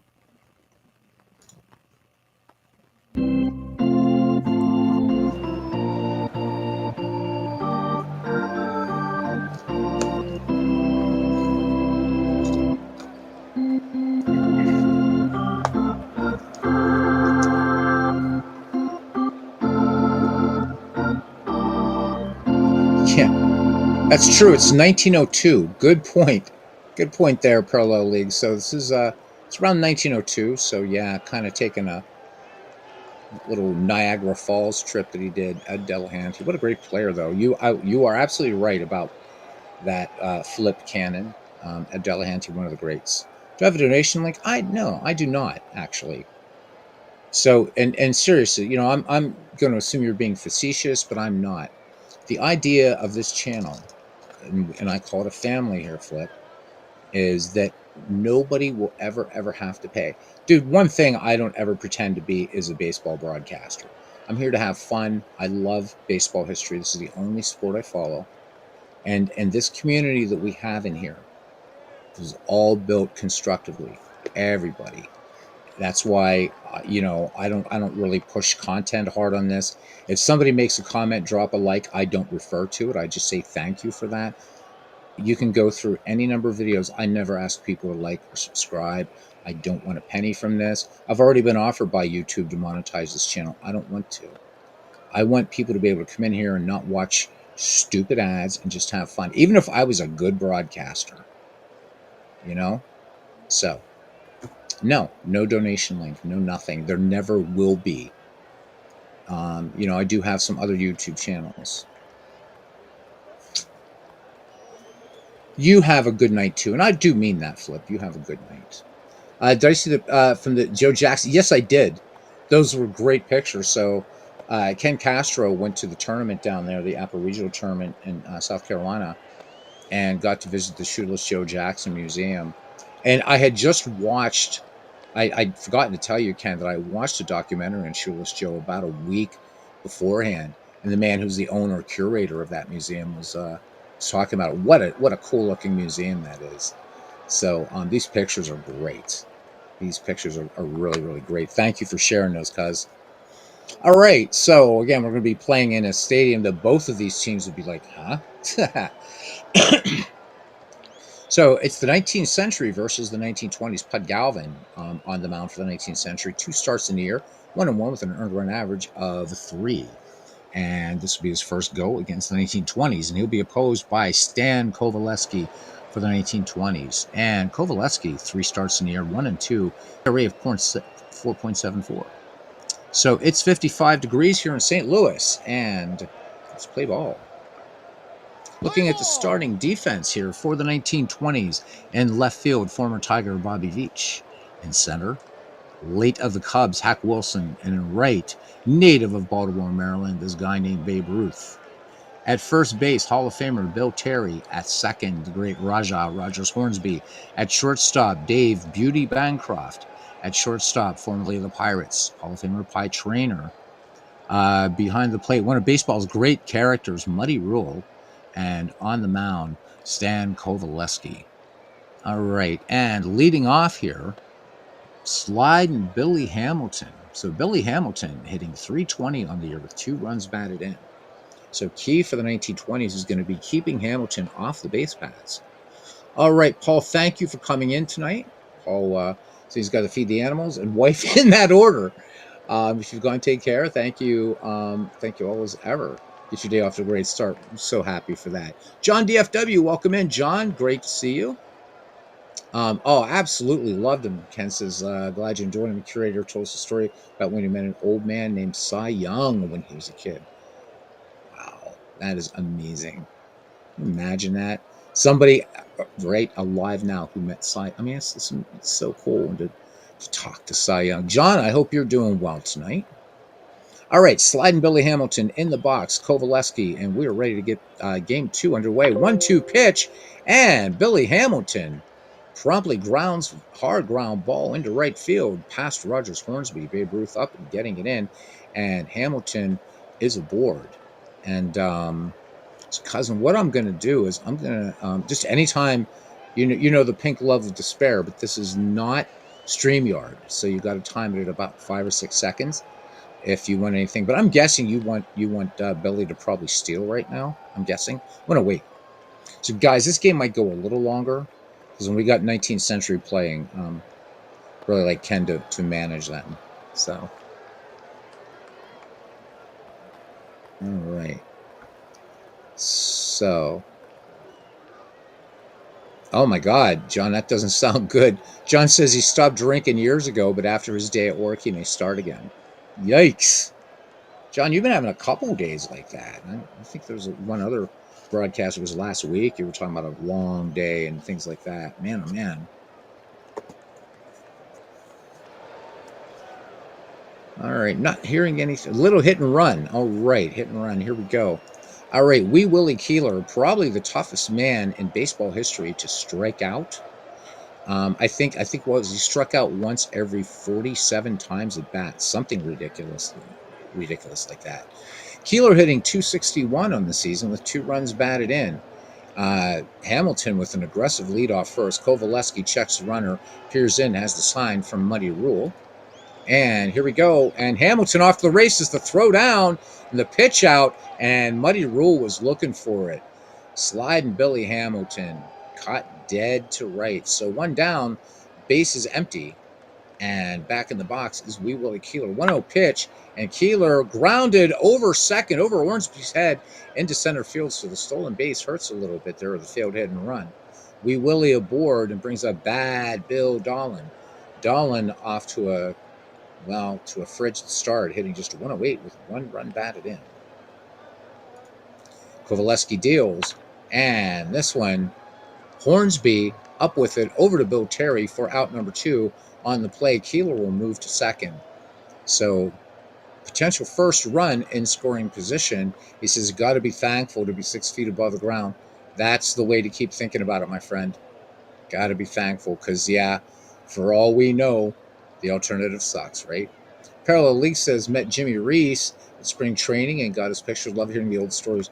I'd love to meet like one of the older ball players and stuff like that. It would be amazing to hear. Joe Garagiola said that when he played for the Pirates, his biggest regret was not having a recording device or what have you in the Pirates dugout. Hannes Wagner was coaching for the Pirates, and Pie Traynor by then was the manager. And he said the stories that Wagner and Pie Traynor would swap. He said, I wish now I would have recorded them. They would have been amazing. Could you imagine? Could you imagine the stories that Hannes Wagner and Pie Traynor would have to tell? Be amazing. It's a nice 12 or 13 minute piece on Hannes Wagner, by the way. So check it out. It's pretty good stuff. And I mean, you see him a lot past his prime by the time he is coaching for the Pirates, but you could still see his great reflexes, and you could see the power that Hannes Wagner had. Just great stuff. Great stuff. So check it out. Great channel, by the way, that I would really I recommend.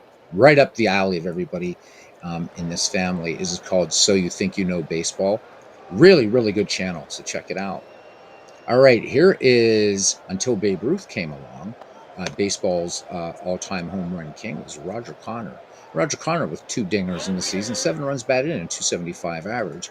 Kovaleski deals, and 0-1 pitch. This one just a harmless grounder to Traynor, but it's going to be a close play at first, and Connor is out.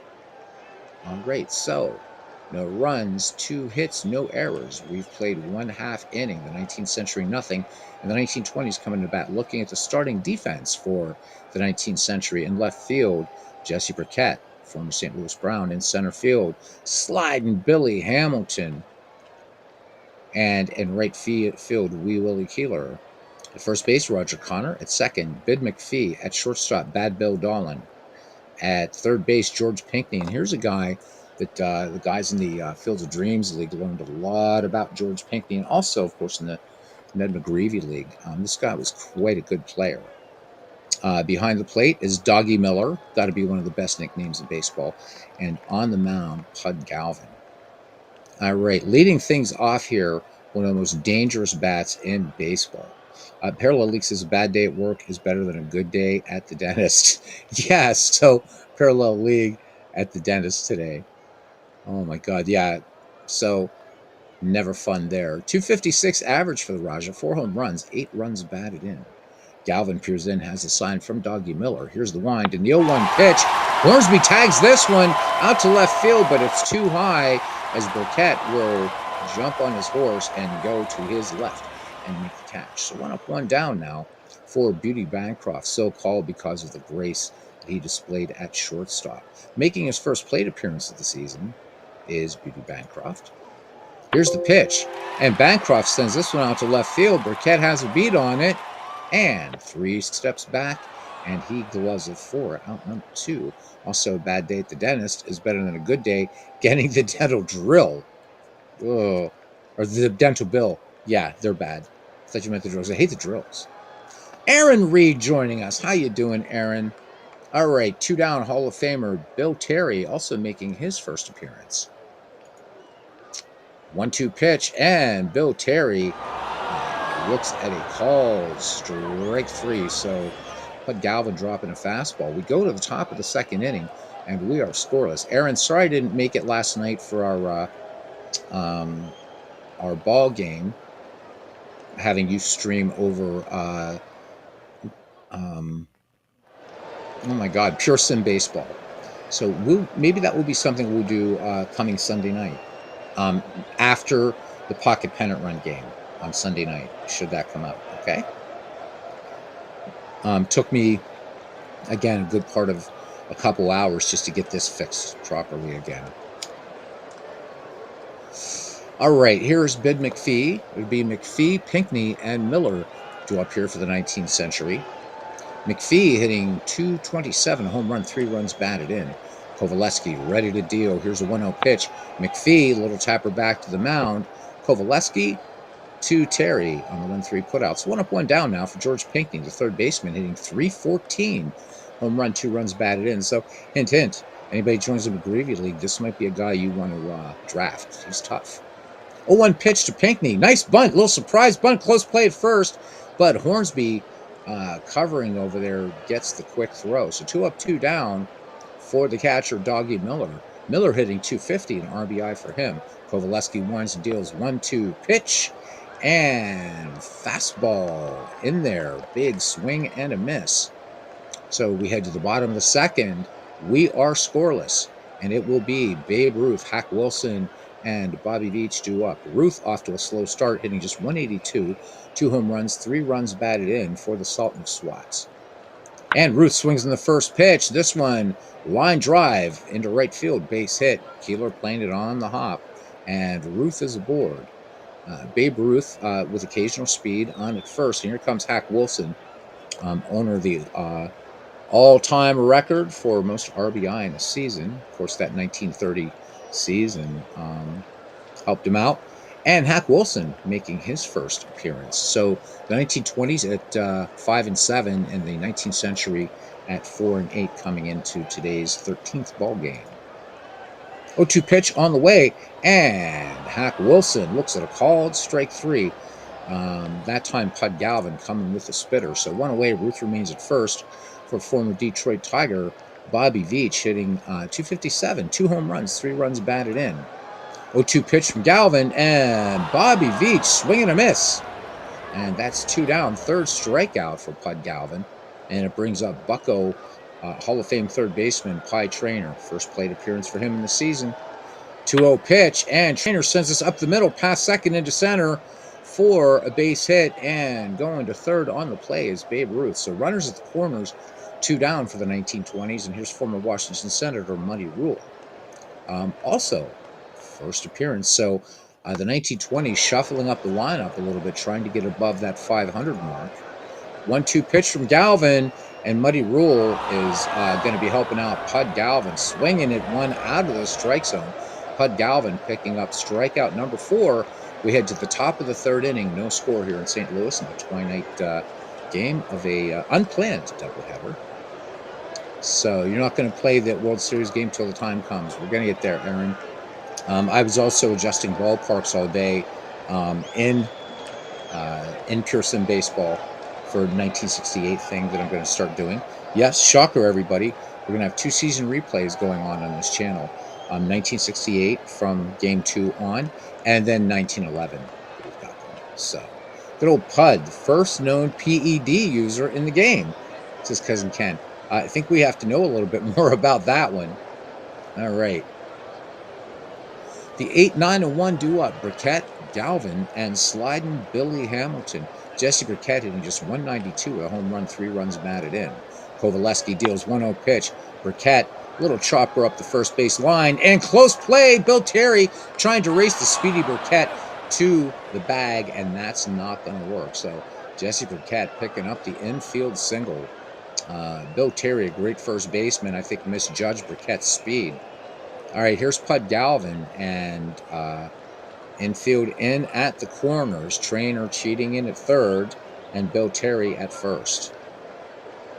Pud Galvin, in this file, a 190 hitter, including 3 triple. Throw over, and Burkett is back. He's not going to bite on that. And pitch out, Burkett slides, and the dust settles, and Jesse Burkett picks up his second stolen base of the game. So, potential first run in scoring position for the 19th century squad as Pud Galvin back in the box. And they are still playing Galvin the bunt. 0-1 pitch. Galvin swings away. Grounder past second, and this is going to get down. First run to throw to the plate. Burkett is safe and on the play. Galvin moves to second, and the 19th Century jump ahead here in the top of the third. It's 1-0.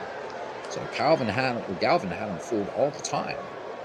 And welcome back, Clinton. He says, found a huge answer for me.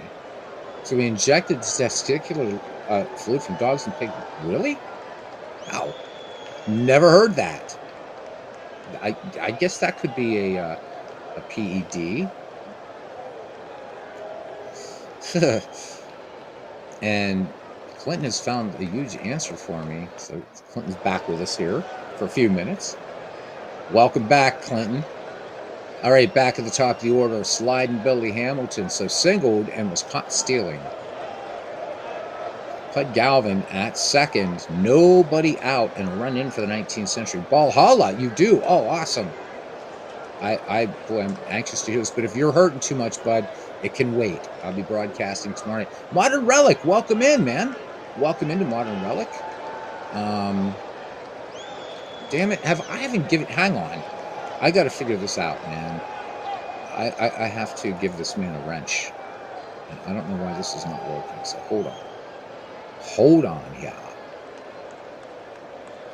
Oh, so you know what, you guys are missing. There's a lot of people there watching. 31 people watching Monday Night Musings, by the way, with baseball demos, and it's baseball demos and RJO Network. So I'm always about, I like to talk about other people's channels and stuff like that when they're doing things. So if you're bored with this one, go check out Robert and David. Always going to be good stuff.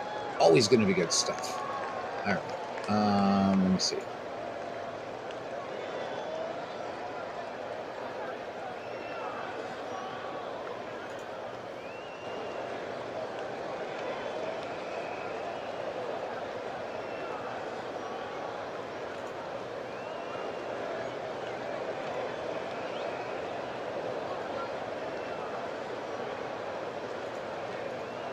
Modern Relic, you now have a wrench. You are now a moderator in here. That's my way of saying thank you and complete welcome to this crazy family that we have. Valhalla 2 is the original play ball by Greg Sovan. So I can find that. I can find that out there somewhere in the interwebs. I'm going to look right now. Sorry, guys, but this is more baseball games. Always important. So, of course, they're thinking I'm looking for Valhalla. So that's the original play ball, is what you're saying. It was known as Braunsikag Elixir back in the late 1880s. So the original play ball, Greg Sovan. Let me look here, guys. Sorry, but I got to check this out because Clinton knows I'm a big fan of the Valhalla game, and I wonder if that is still, like, obtainable, whatever. Oh, okay, yeah, there it is. I'll be damned. So for you guys that might be curious, what Clinton and I are going off about, the complete rules and everything are in here. Don't know how you get seasons, but don't worry about that. Ooh, this looks dense, man. Holy moly. Thank you, Clinton. I'll check this out. I didn't know that this was that or whatever. Holy moly. Well, I got to show you guys this really quickly, Cards and Dice guys. You have to see this. I don't know. Here, I'm going to bring this over for a second. We're going to pause the game action, as we usually do. A spanner in hand. Modern Relic is ready to work with the spanner. So let me see if I can just bring this up for you guys. This looks like really, really super, super dense, which is fine with me. So these are the charts. Wow. Let's move back up here to the. So here are the rules, as I keep messing up here. Sorry. All right. Paige has been. I'm going to tell you how to set up these charts for real quick. For what starts are playing, if you select your visiting team. So, holy moly. So, this shows you how to play the game. And there we go. There's a lot of strategy going on here. So, there's things in here for clutch hitting, injury ratings, aging, players aging, or pitchers hitting, their pitching and defense sheets, optional outfield arms. So, yeah, I've never tried this game, Kaz. How does one get seasons for this thing? Are they just out there somewhere? Holy shit, there's the batter's card. Can I make this larger? There we go. All right, so the card to left, right, blah, blah, blah, blah. Top lines, player's name, run rating. Wow. Okay, so what's all this K? So what's 56? I just wonder what this K business is here. Pitcher strikeout rating. Okay. This is super cool. Not a lot of mysteries going on here, it seems. When did you send them to me? To this? So this uses the same. I have to find them again, Clinton, because I think you sent them to me in that old thing called Skype. I may not have them anymore. Cards look daunting, but not that difficult. Clinton, if I had played a few ships, I might have to. Clinton, I may have to prevail upon you at some point. Maybe to get the seasons again, because I don't think I have them anymore. Because I got rid of Skype, and if you remember, I traded, giving you a bunch of files there in Skype, and I got rid of them. So we'll talk. Hey, we'll talk, right? Bada boom, bada bing. This looks amazing. As I told you guys the other night, I'm not going to be doing it on the channel, but I'm going to be doing some. Wow, I'm going to be doing some. Getting back to some cars and dice. So, $45 a season, unless you want PDF, $20 for a PDF. That's not bad. And Valhalla's free, right? Okay. And then Valhalla works with this, I guess. All right. Well, you guys get the idea here. This is wow. So 40 pages, man. Oh, yeah, I think I'll love this. Thank you, Clinton. I'm going to do my own little way of bookmarking pages. I have too many bookmarks. So. Thank you, my friend, coming back on and let me know about this. All right.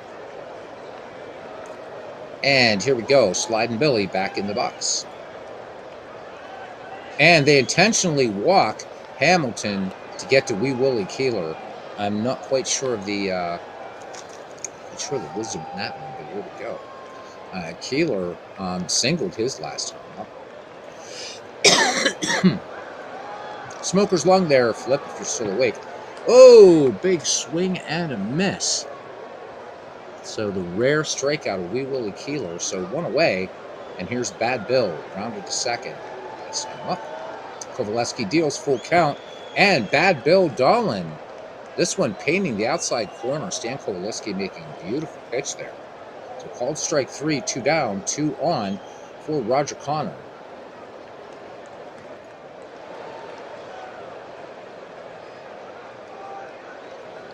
Yeah, and I saw that too late. We should have tried to sacrifice, but now you got 2 outs. So sorry I didn't see it, cuz we got that 6-second delay here. And Connor tags this one deep to right field. Babe Ruth back and smashes against the wall like Bump Bailey, but doesn't break it. And he makes the catch. However, a run scores for the 19th century on 2 hits. There were no errors. We go to the bottom of the third. The 19th century leads the 1920s 1-0. Yep, too late now. It's which is on Valhalla is roster card on steroids, 10-sided dice to play ball and fall classic defense. Okay, this becomes Greg Sovan. Okay, gotcha. Well, for a game deep like that, maybe I don't need to be snagging all kinds of crazy seasons all at once. So I'll definitely look into it more. If you and cousin Ken suggest play ball, then I got to play ball. All right, it's going to be Stan Kovaleski back at the top of the order. Rogers Hornsby and Beauty Bancroft do up here. Thanks, guys, for hanging out tonight. We're still at 14. But again, David Baseball Demos, RJO Network, doing baseball musics over on their channel. Go check them out. Yep. They're talking about me. Oh, that's nice, man. Oh, thank you. Oh, that is so good. I had to know about it. You did, and you hooked me into it. Yeah, I just got to find this stuff again, man. All right. Well, that's nice. And hats off to those guys, too, the good guys in the community. David Baseball Demos, RJO Network. Fall Classic. Small learning curve, great game. Not afraid of learning curves. As long as the flow's good, I'm happy with that, Clinton.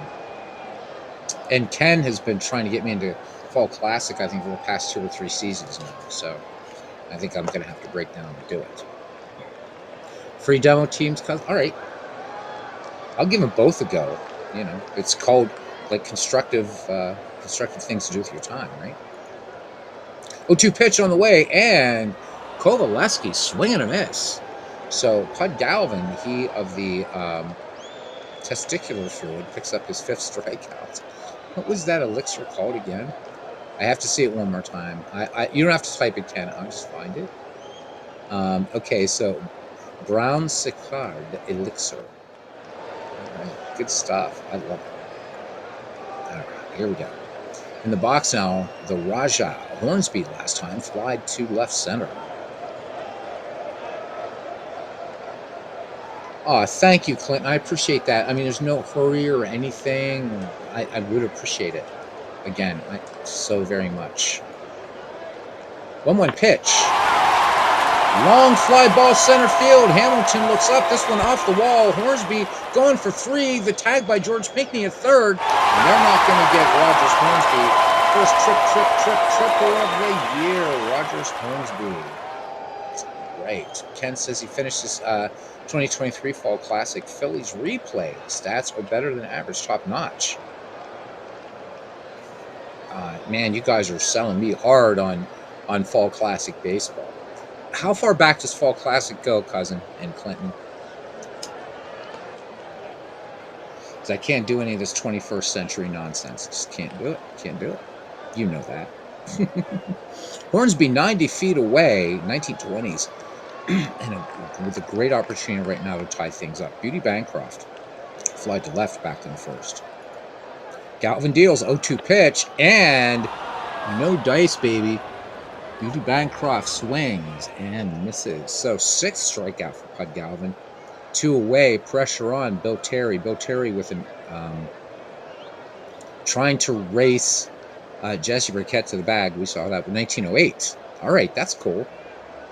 You know what? Maybe that will be my first foray into it. I'll just buy the 1908 season since I'm really familiar with it.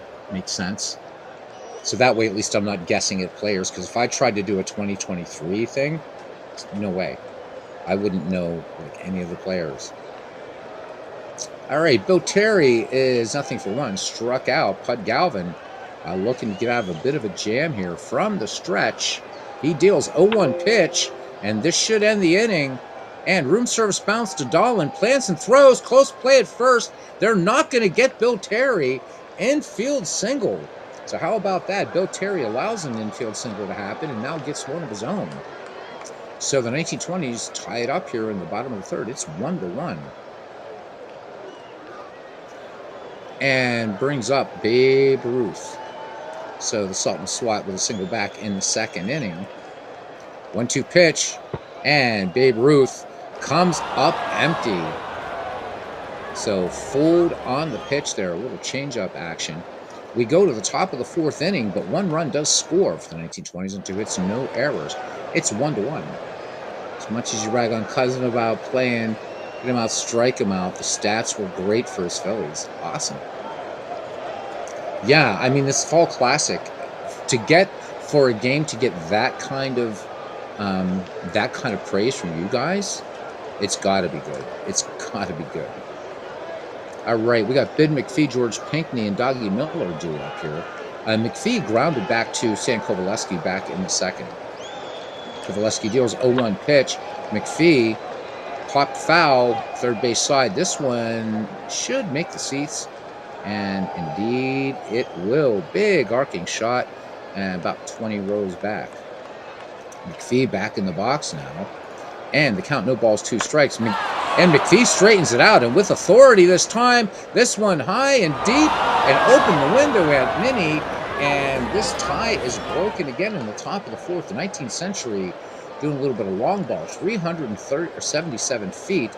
Second home run for Bid McPhee on the young season. It's 2-1 in favor of the 19th Century.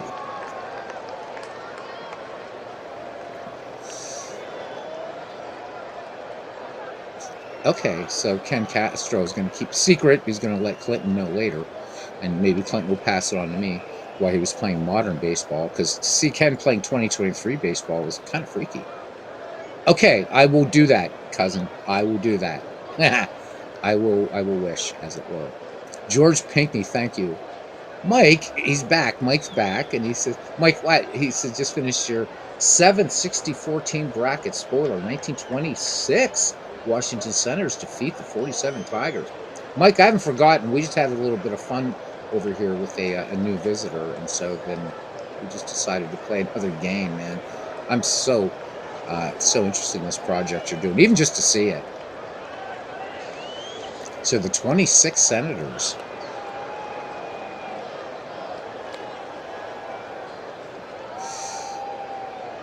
And here we go. There's George Pinckney now. Here's the pitch. And George Pinckney looks at one paint in the outside corner. Stan Coveleski hangs up his fourth K, and here's Dougie Miller. 2-1 in favor of the 19th Century right now. Dougie Miller struck out back in the second. 0-2 pitch from Coveleski. This one, really high pop fly out towards short. Beauty Bancroft loves it easily for out number 2. All right, here's Jesse Burkett. Burkett 1-for-1 with that infield single. That's when Bill Terry tried to race him to the bag, but then Bill Terry ends up getting an infield single. Isn't baseball a weird animal, though? 1-1 pitch. And Burkett, little bouncer to Bancroft. This is going to be close. Burkett tearing down the line. The throw, they're not going to get Burkett. Second infield single. I've told you guys, man. Jesse Burkett always is tough. He's going to get you in these leagues. All right, so it brings up Pud Galvin now. 2 down. Full count, or no, I'm sorry, 2-2 pitch on Galvin, and all the Brown, whatever it was again, I forgot the name. It's not going to help you, but another run on 2 hits, no errors. We go to the bottom of the fourth inning. The 19th Century leads the 1920s, 2-1. All right, Mike. Yeah, I will. Tomorrow night, I get home from work. I'll just pop over, man. Sleep well, and really, really, really looking forward to it. All right, here's Hack Wilson now. It's going to be Wilson, Bobby Veach, and Pie Traynor due up, the 5, 6, 7 hitters. And sorry if the broadcasting's a bit off tonight, guys, but then again, I'm not good at this anyhow. 3-1 pitch on the way, and Hack Wilson, good eye up there. He's going to let ball 4 go by a little bit low and away. So Wilson draws the walk, and it brings up former Tiger Bobby Veach. He struck out back in the second. Pud Galvin studies the signs from Dougie Miller, if indeed they had signs back in the 19th century. 0-2 pitch, and Veach swings, and this one ripped to center. Base hit, and turning on the Jets. Hack Wilson thrown out by sliding Billy Hamilton. So how about it? So we've seen 2 outfield assists tonight in each game. Billy Hamilton with a strong peg.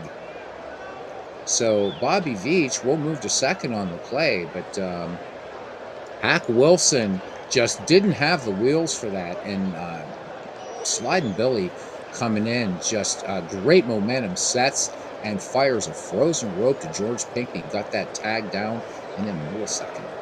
All right, 1 away, and Bobby Veach on second now for Pie Traynor. former Bucko third baseman, grounded a single back in the second inning. 2-1 your score. 0-1 pitch, and Pie Trainer, a little bouncer to short. Dahlin looks Veach back, fires onto Roger Connor at first for the 6-3 putout, 2 down here in the bottom of the fourth, and brings up catcher Muddy Rule. Rule struck out back in the second. And here's the 1-0 pitch, and Muddy Rule, soft little bounder to Bill Dahlin at short, and they're going to get Muddy by a step and a half. So no runs, 1 hit, no errors, and a great outfield assist by Sliding Billy Hamilton as we go to the top of the 5th inning. It's the 19th Century 2 and the 1920s 1. Take care, Mike. Sleep well. So, guys, just again, for some of you that are hanging around, Mike Silva has embarked upon a wickedly huge project. It is every major league team in baseball from 1901 to 2024 in a tournament. Every team, all those seasons, right? Doing it in Out of the Park Baseball, which is the only game that will allow you to do something of that magnitude. I have no idea how he's doing it, but I'll be dropping in the Discord tomorrow night, and wow, that's just crazy. I can't even imagine how you do something like that. Because for all I knew, 70 was the upper limit of teams in a tournament in Out of the Park Baseball. So he's doing some kind of voodoo witchery there for every team from 1901 to 2024. Do I want to really get my grubby hands on it? Of course I do. All right, Sliding Billy Hamilton. We're back at the top of the order. Wee Willie Keeler and Bad Bill Dahlin. So Billy Hamilton, in addition to an outfield assist, was granted the gift of an intentional walk in the third, and he grounded a single back in the first. All right, Stan Kovaleski ready to deal now to this fantastically talented, crazy, fast Billy Hamilton on the base paths. And Hamilton swings in the first pitch. Bill Terry is going to take it to the bag himself, and he got a good start. He actually started running to the bag before the ball got to him, knowing Billy Hamilton's speed. So 1 up, 1 down now for Wee Willie Keeler. Rare strikeout victim back in the third. 3-1 pitch. Keeler draws the walk. Keeler's another guy you don't want on base if you're the 1920s guys. Only 1 steal thus far this season. Brings up Bad Bill Dahlin and lived up to that nickname. So he's grounded out and struck out in this game. 1 away here in the top of the 5th inning. Kovaleski deals. And the throw down, Keeler is safe. Second stolen base for Wee Willie Keeler. And I believe both of those steals. Nope. So that's the first. I thought both were today. So Wee Willie Keeler picking it up here. Potential third run now in scoring position for the 19th Century. Dahlin back in the box. The count, no balls, 1 strike. And Bill Dahlin swing and a miss. That one on a curveball by Kovaleski. So 2 away, Kovaleski picks up his 6th strikeout of the game. And it brings up Roger Connor. Roger Connor flew out to very deep right his last time up. 2-1 pitch to Connor. This is going to be a routine 4-3 putout.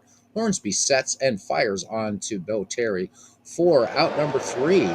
So no runs, no hits, no errors. We go to the bottom of the 5th inning.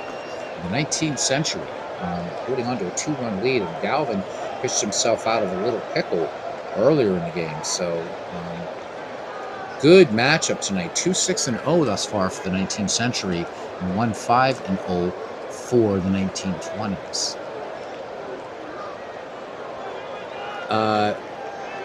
So yeah, 1901. It's a big tournament in Out of the Park 26 that Mike was somehow able to do. I have no idea. So wow, Clinton, really? He says the only thing you're lacking are Negro Leagues, and you have 1871 to 2023, except for Negro Leagues and Status Pro. Oh my God. Wow. That's like that many cards for Status Pro. You need to like build an addition to your house. If you're playing the fast action card version, I guess, right? That's incredible. Status Pro was my game of choice when I was an undergraduate. Played a lot of Status Pro Baseball. Loved it. All right. Kovaleski will lead things off here in the bottom of the fifth inning and swing around the top of the order. Rogers Hornsby and Dave Beauty Bancroft. Kovaleski struck out back in third. Galvin sets and fires. Wow, Clinton. That's incredible. That is incredible. 0-2 pitch to Kovaleski, and Kovaleski will take some time. So a little fastball gets crossed up on that, and that's the 8th strikeout for Pud Galvin. Back to the top of the order for Rogers Hornsby. Had a triple back in the third. Galvin deals 0-1 pitch, and Hornsby cranks this one out to center field, but sliding Billy Hamilton short of the track makes the catch. So 2 down. The 1920s folks here, the faithful, got to their feet and promptly sat down. Hamilton making a nice play on that hard hit ball by the Raja. Beauty Bancroft now struck out his last time up. Galvin deals, and Bancroft tries to cheat his way on with a bunt single, but it does not happen. So no runs, no hits, no errors. 5 in the books here in St. Louis. It's 2-1 in favor of the 19th century. Bernie Strom joining us here. He says he feels like Modern Relic says that he feels like he's the only one here that doesn't play multiple baseball sims. So yeah, we're all we're kind of diseased here. And talking about people that play multiple baseball sims, Modern Relic, Bernie Strom has probably every baseball sim that's out there. So Bernie on the complete opposite end of the continuum as you. But hey, man, you know what? You're in here, you're enjoying it, and you do play baseball. So that's what counts. It's not how many you got, it's how much fun you're playing. All right, it's going to be Ben McPhee to lead things off, and George Pinckney and Doggy Miller. 2-1 your score here. 11 hits just between these two teams, and the 19th century straining only 5, and the 1920s 4. So good, tight ball game going on so far here in St. Louis. McPhee had that big home run in the 4th that allowed the 19th century to reclaim the lead. Bernie likes them all. And here's the pitch, and this one easily stays in the park. Bancroft got a room service bounce, and what a play! It was a room service bounce, but it actually looks now that it might have short-hopped a little pebble out there in the shortstop mud area, or whatever you want to call it, the dirt area. He makes a nice play, earning his nickname. So 1 away for George Pinckney. 0 for 2. 3-1 pitch. Pinckney ahead in the count. Will amble down to first, and here comes Doggy Miller. Doggy Miller struck out, popped to short in this game. Pinckney on at first has pretty damn good speed, as you might imagine. And the throw down, Pinckney was off to the races, and he picks up his 3rd stolen base of the year. 19th century bringing the running game today. Looking to improve to 5-8 in the season. Dougie Miller back in there now, and the count 0-1. Miller swings. This one soft bounded to Hornsby. Routine 4-3 play over to Bill Terry on the play. George Pinckney will move to third, and 2 down for Jesse Burkett. 2 infield singles for Burkett. Kovaleski brings a 1-1 pitch. Burkett hits this one hard and deep and gone. The 19th century. 2 home runs in this game, so Burkett with 2 infield singles, and now a 330-foot shot out there to right field. And the 19th century, Cousin Ken and Clinton Parks, they got to be happy about this. 4-1 in favor of the 19th century over a loaded 1920s team. All right, here's Pud Galvin. And for those of you who've been following me the past few days, I have straightened out the issue for fixing Parks and Action PC Baseball. I'm so happy I fixed this problem. Oof. 1-2 pitch now to Galvin, and this one a strange little hopper to Bill Terry. Kind of had to wait for the ball, and anybody faster than Galvin would have had an infield single. But nice play there by Bill Terry not to rush the ball. Let's go 19th century, says Cousin Ken. We go to the bottom of the 6th inning, so but not before 2 big runs and 1 hit. A home run by Jesse Burkett. Burkett again You're turning the draft over. You got to start thinking of these guys: Jesse Burkett, George Pinkney. Phew, great stuff. Bernie Strum says Action PC's baseballs. Let me just do this. He says will run all the time unless your catcher has a 9 or 10 arm rating. I like the fact that it does run. I really, really do. That being said, I still think that it is a heck of a ball game so far.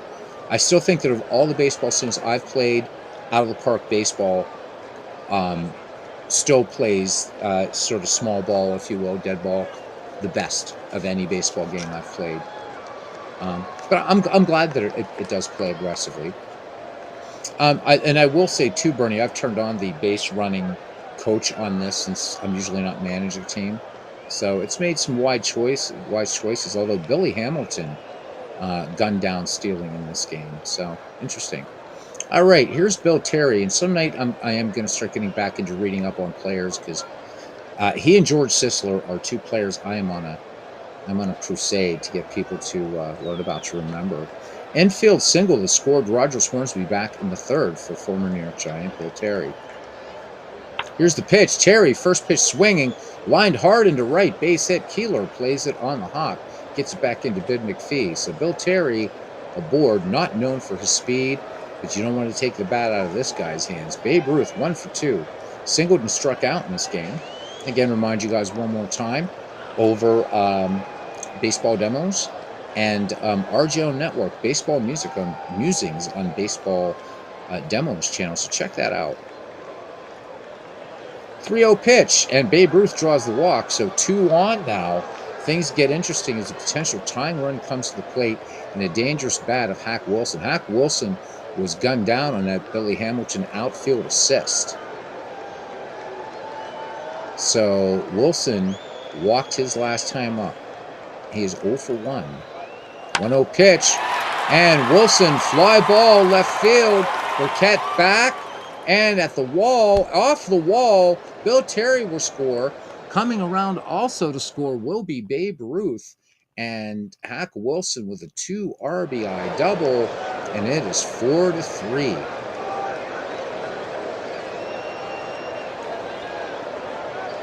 They haven't had much to cheer about here, the 1920s faithful. And here comes Bobby Veach now. Veach is 1 for 2. And he singled last time up. Here's the pitch. And a little bunt by Bobby Veach. George Pinkney, though, paying attention, fires on to Bid McPhee for out number 1. And Hack Wilson moves to third. Here's Pie Traynor. And Pie Traynor may not necessarily be known as a power hitter, but he could occasionally crank one out. Traynor 1 for 2. From the stretch, 0-2 pitch, and nowhere near a home run here. Ground ball to Dahlin. They're going to go to first. Close play. And Traynor's out, but a run scores. Hack Wilson running through the stop sign there. And it's 4-4. Now we got a heck of a ball game for real. Here's Muddy Rule. Muddy Rule, nothing for 2. Here's the pitch. Count even on Rule. And swing and a miss. Strike 3, but 3 runs, 2 hits, no errors. We go to the top of the 7th inning. It's 4-4 here. And welcome back, Paul. You got the animals and the wife fed in that order, I'm hoping. I hope Mrs. Paul doesn't actually hear me say that. He was just kidding. He is indeed D. Scott Howard. Talk about underappreciated. Yeah, Bill Terry. And like George Sisler, not even really known except for hardcores like the folks in here. All right, sliding Billy Hamilton, singled intentional walk and grounded out and caught stealing. 0-1 pitch, and Hamilton grounder deep to second. Hornsby had to rush his throw and does just get sliding Billy. So Hack Wilson on Paul's tabletop right now. History Maker Baseball all-time franchise set. Be curious to see who's on that Pirates set. All right, here's Wee Willie Keeler now. I don't play History Maker Baseball, but I love watching other people play. All right, here we go. Keeler gets a bunt down on the first pitch, Trainer in the throw. Hornsby covering, and they get Wee Willie Keeler for out number 2. Good heads up third basemanship there by Pie Trainer. Wee Willie Keeler trying to catch him napping, and it didn't work. All right, Bad Bill Dowling bats with the bases empty, 2 down here in the top of the 7th inning. 1-2 pitch to Dolan, and this one popped up the chimney toward first. Bill Terry settles under it and makes the catch for out number 3. 7th inning stretch time here in St. Louis. It's 4-4.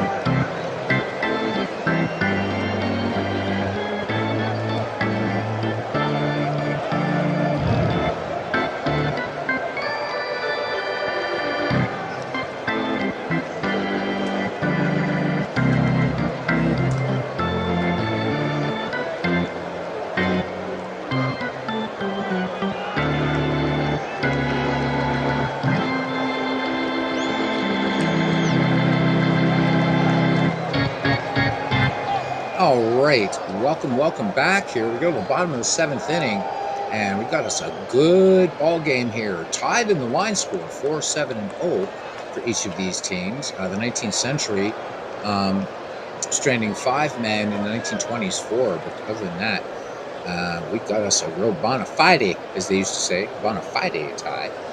All right, Stan Kovaleski, Rogers Hornsby, and Booney Bancroft do. Kovaleski has been a strikeout victim twice. Pud Galvin has set down 9 batters on strikes and has issued 2 free passes. 0-2 pitch, and Kovaleski strikes out. And boy, the boos going up there. But Pud Galvin now having his 10th strikeout recorded. Back at the top of the order now for the Raja. 1 for 3 with a triple in the game. 1-2 pitch. Hornsby sends this one deep, long and gone. Open the window, Aunt Minnie.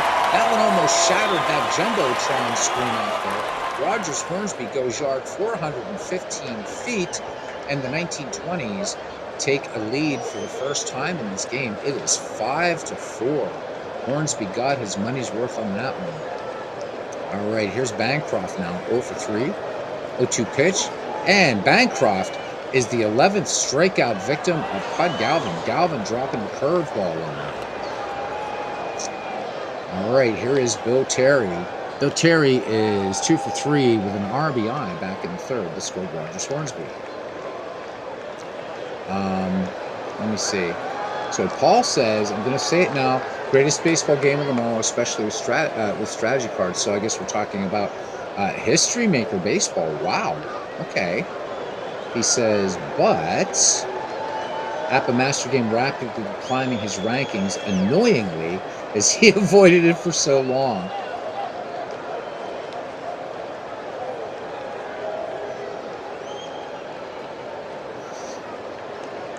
All right, here we go. Terry in the box. 2-1 pitch. Bill Terry. This one hit well into center field. Billy Hamilton, with great range out there, makes the catch at the wall. Oof. All right, 1 big run for the 1920s on 1 hit, no errors. 7 in the books here at Busch Stadium. It's 5-4 in favor of the 1920s. Stan Kovaleski will face Roger Connor, Bid McPhee, and George Pinckney here in the top of the 8th inning. Roger Connor 0 for 3 in the contest, grounded to second last time out. 0-2 pitch, and this one grounded to Bill Terry, on to Stan Kovaleski for out number 1. So I think, D. Scott Howard says anytime he played History Maker Baseball, the Keith was there to arbitrate 2017 play gathering in Seattle. So Pocket Pennant Run, guys, the next, you're going to be able to make your own dice now in Pocket Pennant Run. So I'm pretty chuffed about that for Sports Illustrated Baseball. And again, hopefully that will get Richard Dombrowski, will get his attention, and he can start retool that user interface and everything in Dombrov Baseball, because it's really good baseball game, and a very good adaptation of Sports Illustrated Baseball. It's just that a lot of people are not going to want to get past that rather eye-straining opening screen, whatever. And poor font scaling. But Richard, you got a good game there. You can make it. You got a very good game. You can make it great. All right, batting with one down now is Bid McPhee. Had that big home run back in the fourth. So the 19th century with 2 home runs in this game. Jesse Burkett and Bid McPhee. All right, Kovaleski into the wind and the 1-0 pitch. And this one smacked out to center field. This is going to stay in the park as Hack Wilson trots a bit to his left and he gloves the horsehide for out number 2.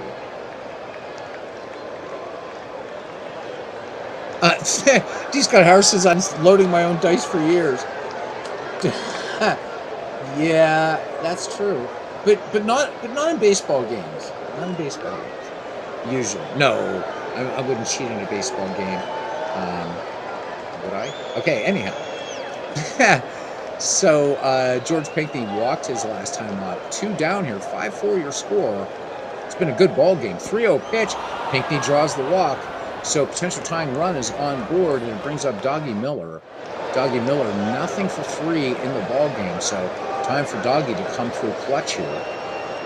Count full, and they'll take it. Doggy Miller draws the walk. Stan Kovaleski now has walked 5 batters. And Jesse Burkett, 3 for 3 today. 2 infield singles and a home run, the former St. Louis Brown, in the box now. Burkett had some time, I believe, with the Cardinals as well. So that was a solo shot back in the 6th. That was that 2-run inning put up by the 19th century. Short-lived lead as the 1920s answered with 3 in the bottom of the 6th. Legend Sports Universe, how you doing, man?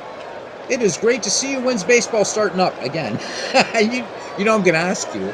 So Legend Sports Universe does baseball, American football, basketball, boxing, hockey.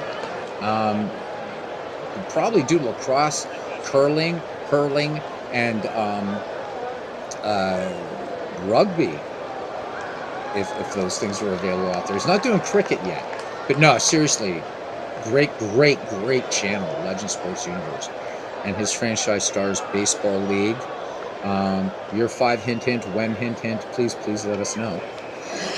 I know it's a lot of work, man. It's great to see you, Legends. All right, 2 down here, a good ball game on. 2 on for the 19th century. And Burkett has been he's just been beastly here. Let's see what happens.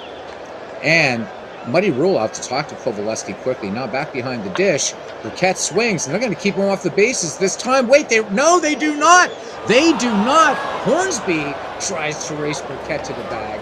Jesse Burkett with 3 infield singles and a home run. The bases are loaded. Everybody greeting Legends. And here is Pud Galvin. Now we are going to ask Ken Castro what he wants to do here. Galvin so far, though, boy, what a line he's had today in terms of strikeouts. Do we pinch hit? Legend Sports Universe, this is, so everybody else can see, this is all good here, getting year 2 of American football going into this week, and then be on to getting rookies set for year 5 of the Franchise Stars Baseball League. So I will say this, guys, and you guys know I don't like American football, but I've tuned in to Legends when he does American football, just because he does such a great job. If you have not subscribed to that channel, you should. STJ Jamie, another one. He doesn't do a lot on the channel, but let's build that channel up. Go subscribe, please, to STJ Jamie. We were talking, Bernie Strom and I, on our last Diamonds and Dice about resources. And we made brief mention, but it deserves even a longer mention, the Sports Gaming Journal, written by our own Jamie here. So, and he talks about it's a sports ecosystem with Legend Sports Universe. Indeed it is. But check out Jamie. He makes them available free. The Sports Gaming Journal, that's in the Fields of Dreams, and the Ned McGreevy Discord. All right, so pinch hitter Delahanty. All right, let's do it. Let's do it. Pud Galvin, a hell of a day for him, but he is done.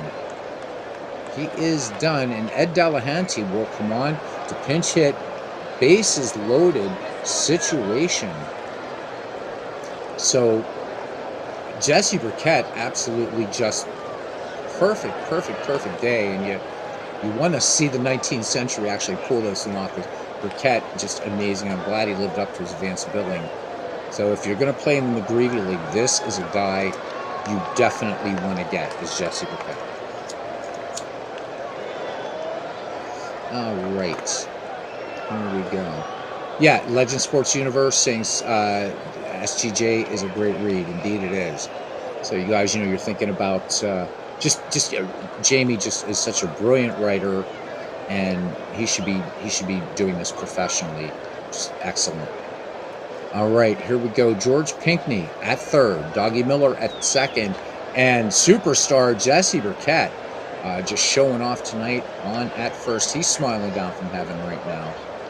Ed Delahanty, as a pinch hitter, is batting 1,000, so he is 2 for 2 with a double and 4 runs batted in. So let's see how this call goes for Cousin Ken Castro. Kovaleski rubbing up the ball, and he is surrounded by 19th century. And here we go. Here's the pitch. Delahanty swings. This should end the inning. No! Bill Terry bobbles the ball and recovers. Oh my God, heart-stopping moment. The 19th century had him sold out and failed to capitalize. Bill Terry, could have gone from GOAT. Could have been a GOAT in the old-fashioned sense of the word. We need a new pitcher here, cousin. And before you say it, I'll just bring out old Hoss Radbourn. What do you think? Because he can pitch forever and ever and ever.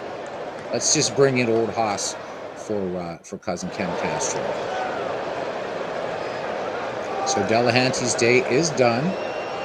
I know, that hurt, right? All right, bottom of the 8th, and it will be Babe Ruth, Hack Wilson, and Bobby Veach. Oh my God, Jamie. How to be a bad broadcaster by Beatles Eternal. Into that. And the Rube Waddell of the community, not in pitching talent, but in puppies, fire trucks, whatever. All right, the Bambino 1 for 2 in the game, singled way back in the second, also has a walk. Radbourn deals 1-2 pitch, and swing and a miss, but a dropped third strike by Doggy Miller, and Babe Ruth is safe at first.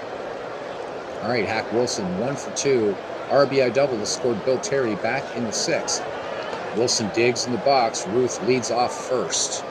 Here's the pitch, throw down, Babe Ruth slides, and when the dust settled, the wind blew, the shit flew, and there was Babe Ruth. All right. So Hack Wilson with that RBI double to score Babe Ruth, and here we go. 0-1 pitch, and they're going to intentionally walk Hack Wilson, so 4 wide ones, and that will bring up Bobby Veach. So Veach 1 for 2, had a single back in the 4th. 2 on and nobody out. The 1920s mounting a serious threat here. Old Hoss Radbourn. 0-1 pitch, and there's a bunt. Doggy Miller pounces on it, fires to Bid McPhee in the 2-3 putout on the play. Both Wilson and Ruth move up, 1 down, and here is Pie Traynor.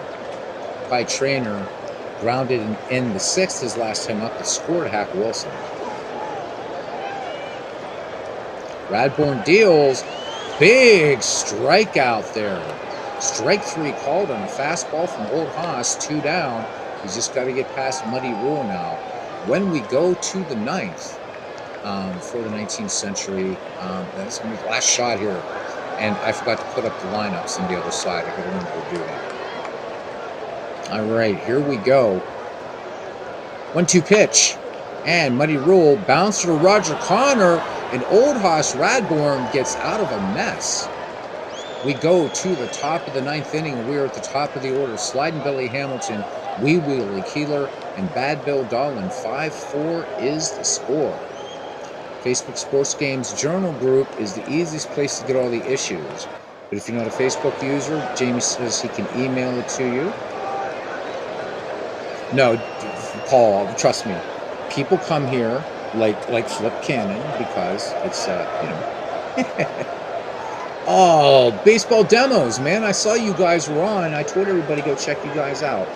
So finally got Robert to 1,000 subscriptions until Sports Time Machine unsubs and takes it down to 9.99. What a bum. Mike, where are you? Where's Mike? Oh, man, Mike. Mike's not going to hear the end of it. You wait. Anyhow, congratulations, Robert, that 1,000. Mike, I can't believe you, Sports Time Machine.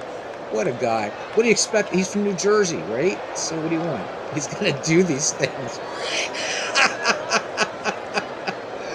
Oh, my God. I hope Robert got a good laugh out of it, though. All right, here we go. Sliding Billy. I'm not gonna ask Ken. I know Ken is not gonna pull Sliding Billy Hamilton for anything. He doesn't have a single walk in this game. All right, Kovaleski ready to go now. Kovaleski at 120 pitches. He's good for about 15 to 20 more. 2-0 pitch, and Tapper back to the mound. Kovaleski to Terry, 1 up, 1 down for Wee Willie Keeler. So Keeler, big story for Keeler. Not the stolen base, but the fact that he was struck out in this game. And I believe, if I have my stats right, his average was 1 strikeout per 47 at bats. One of the hardest to strike out in the majors ever. Jamie getting all those issues, got all those issues to D. Scott. You are going to love him. The writing, everything is absolutely brilliant. All right, here we go. Kovaleski, the 1-1 pitch. Wee Willie Keeler chops this one to third. Trainer sets and fires to Bill Terry. And the 19th century down to Bad Bill Dahlin. Now, Dahlin not hitting well. Let's see if Ken Castro would like to bring in a pinch hitter for Bad Bill. So we'll hold the action here for a minute. Paul telling Jamie that his journals are fantastic. Absolutely. Absolutely. Bernie and I got to interview Jamie one night. It was fantastic. We'd love to have Jamie on again on a Diamonds and Dice show at a future time. So we'll see what Ken thinks about Dahlin here. 2 down. Do we let Dahlin just finish it out? Let's see who we have on the bench for the 19th century. So you got Hugh Duffy sitting on the bench. Wouldn't be too bad. Why not? Let's pinch hit. Okay. So I'll leave this up for you. In terms of hit percentage, it's saying Tommy McCarthy or George Davis, but I don't know. You got to love Hugh Duffy on the bench. But we're gonna let Ken decide here as he goes through his managerial machinations. So one of the great features of Action PC Baseball is this batter-pitcher analysis.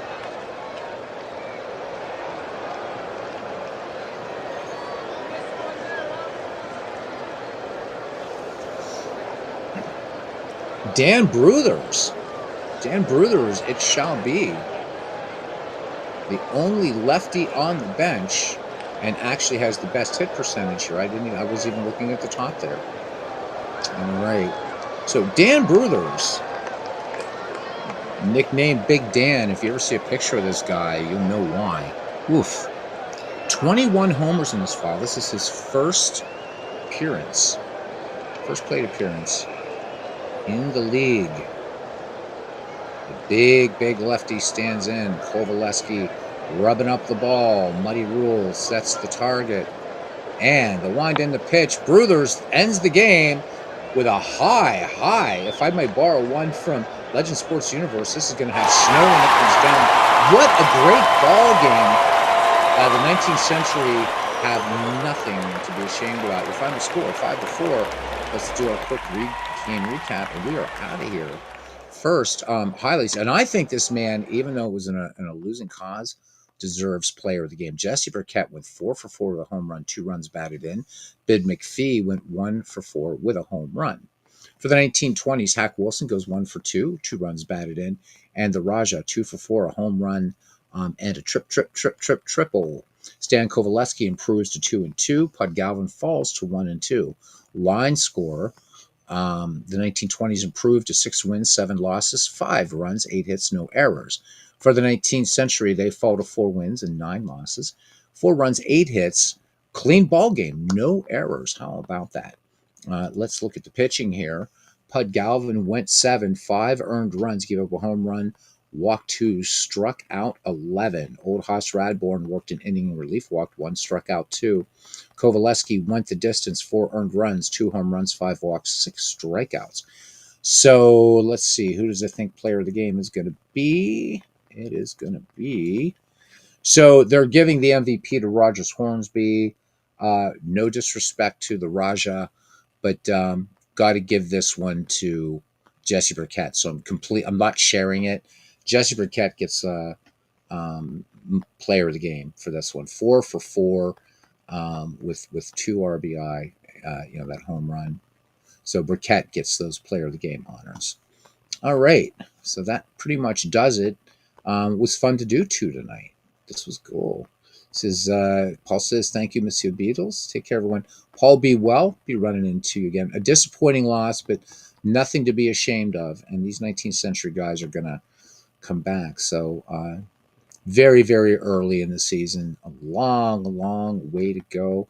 And this one, just give you a preview of some of the pitching matchups. Probably the next time we do this league, we're going to see Dizzy Dean versus Christy Mathewson. I think that's going to be a really, really, really fun matchup.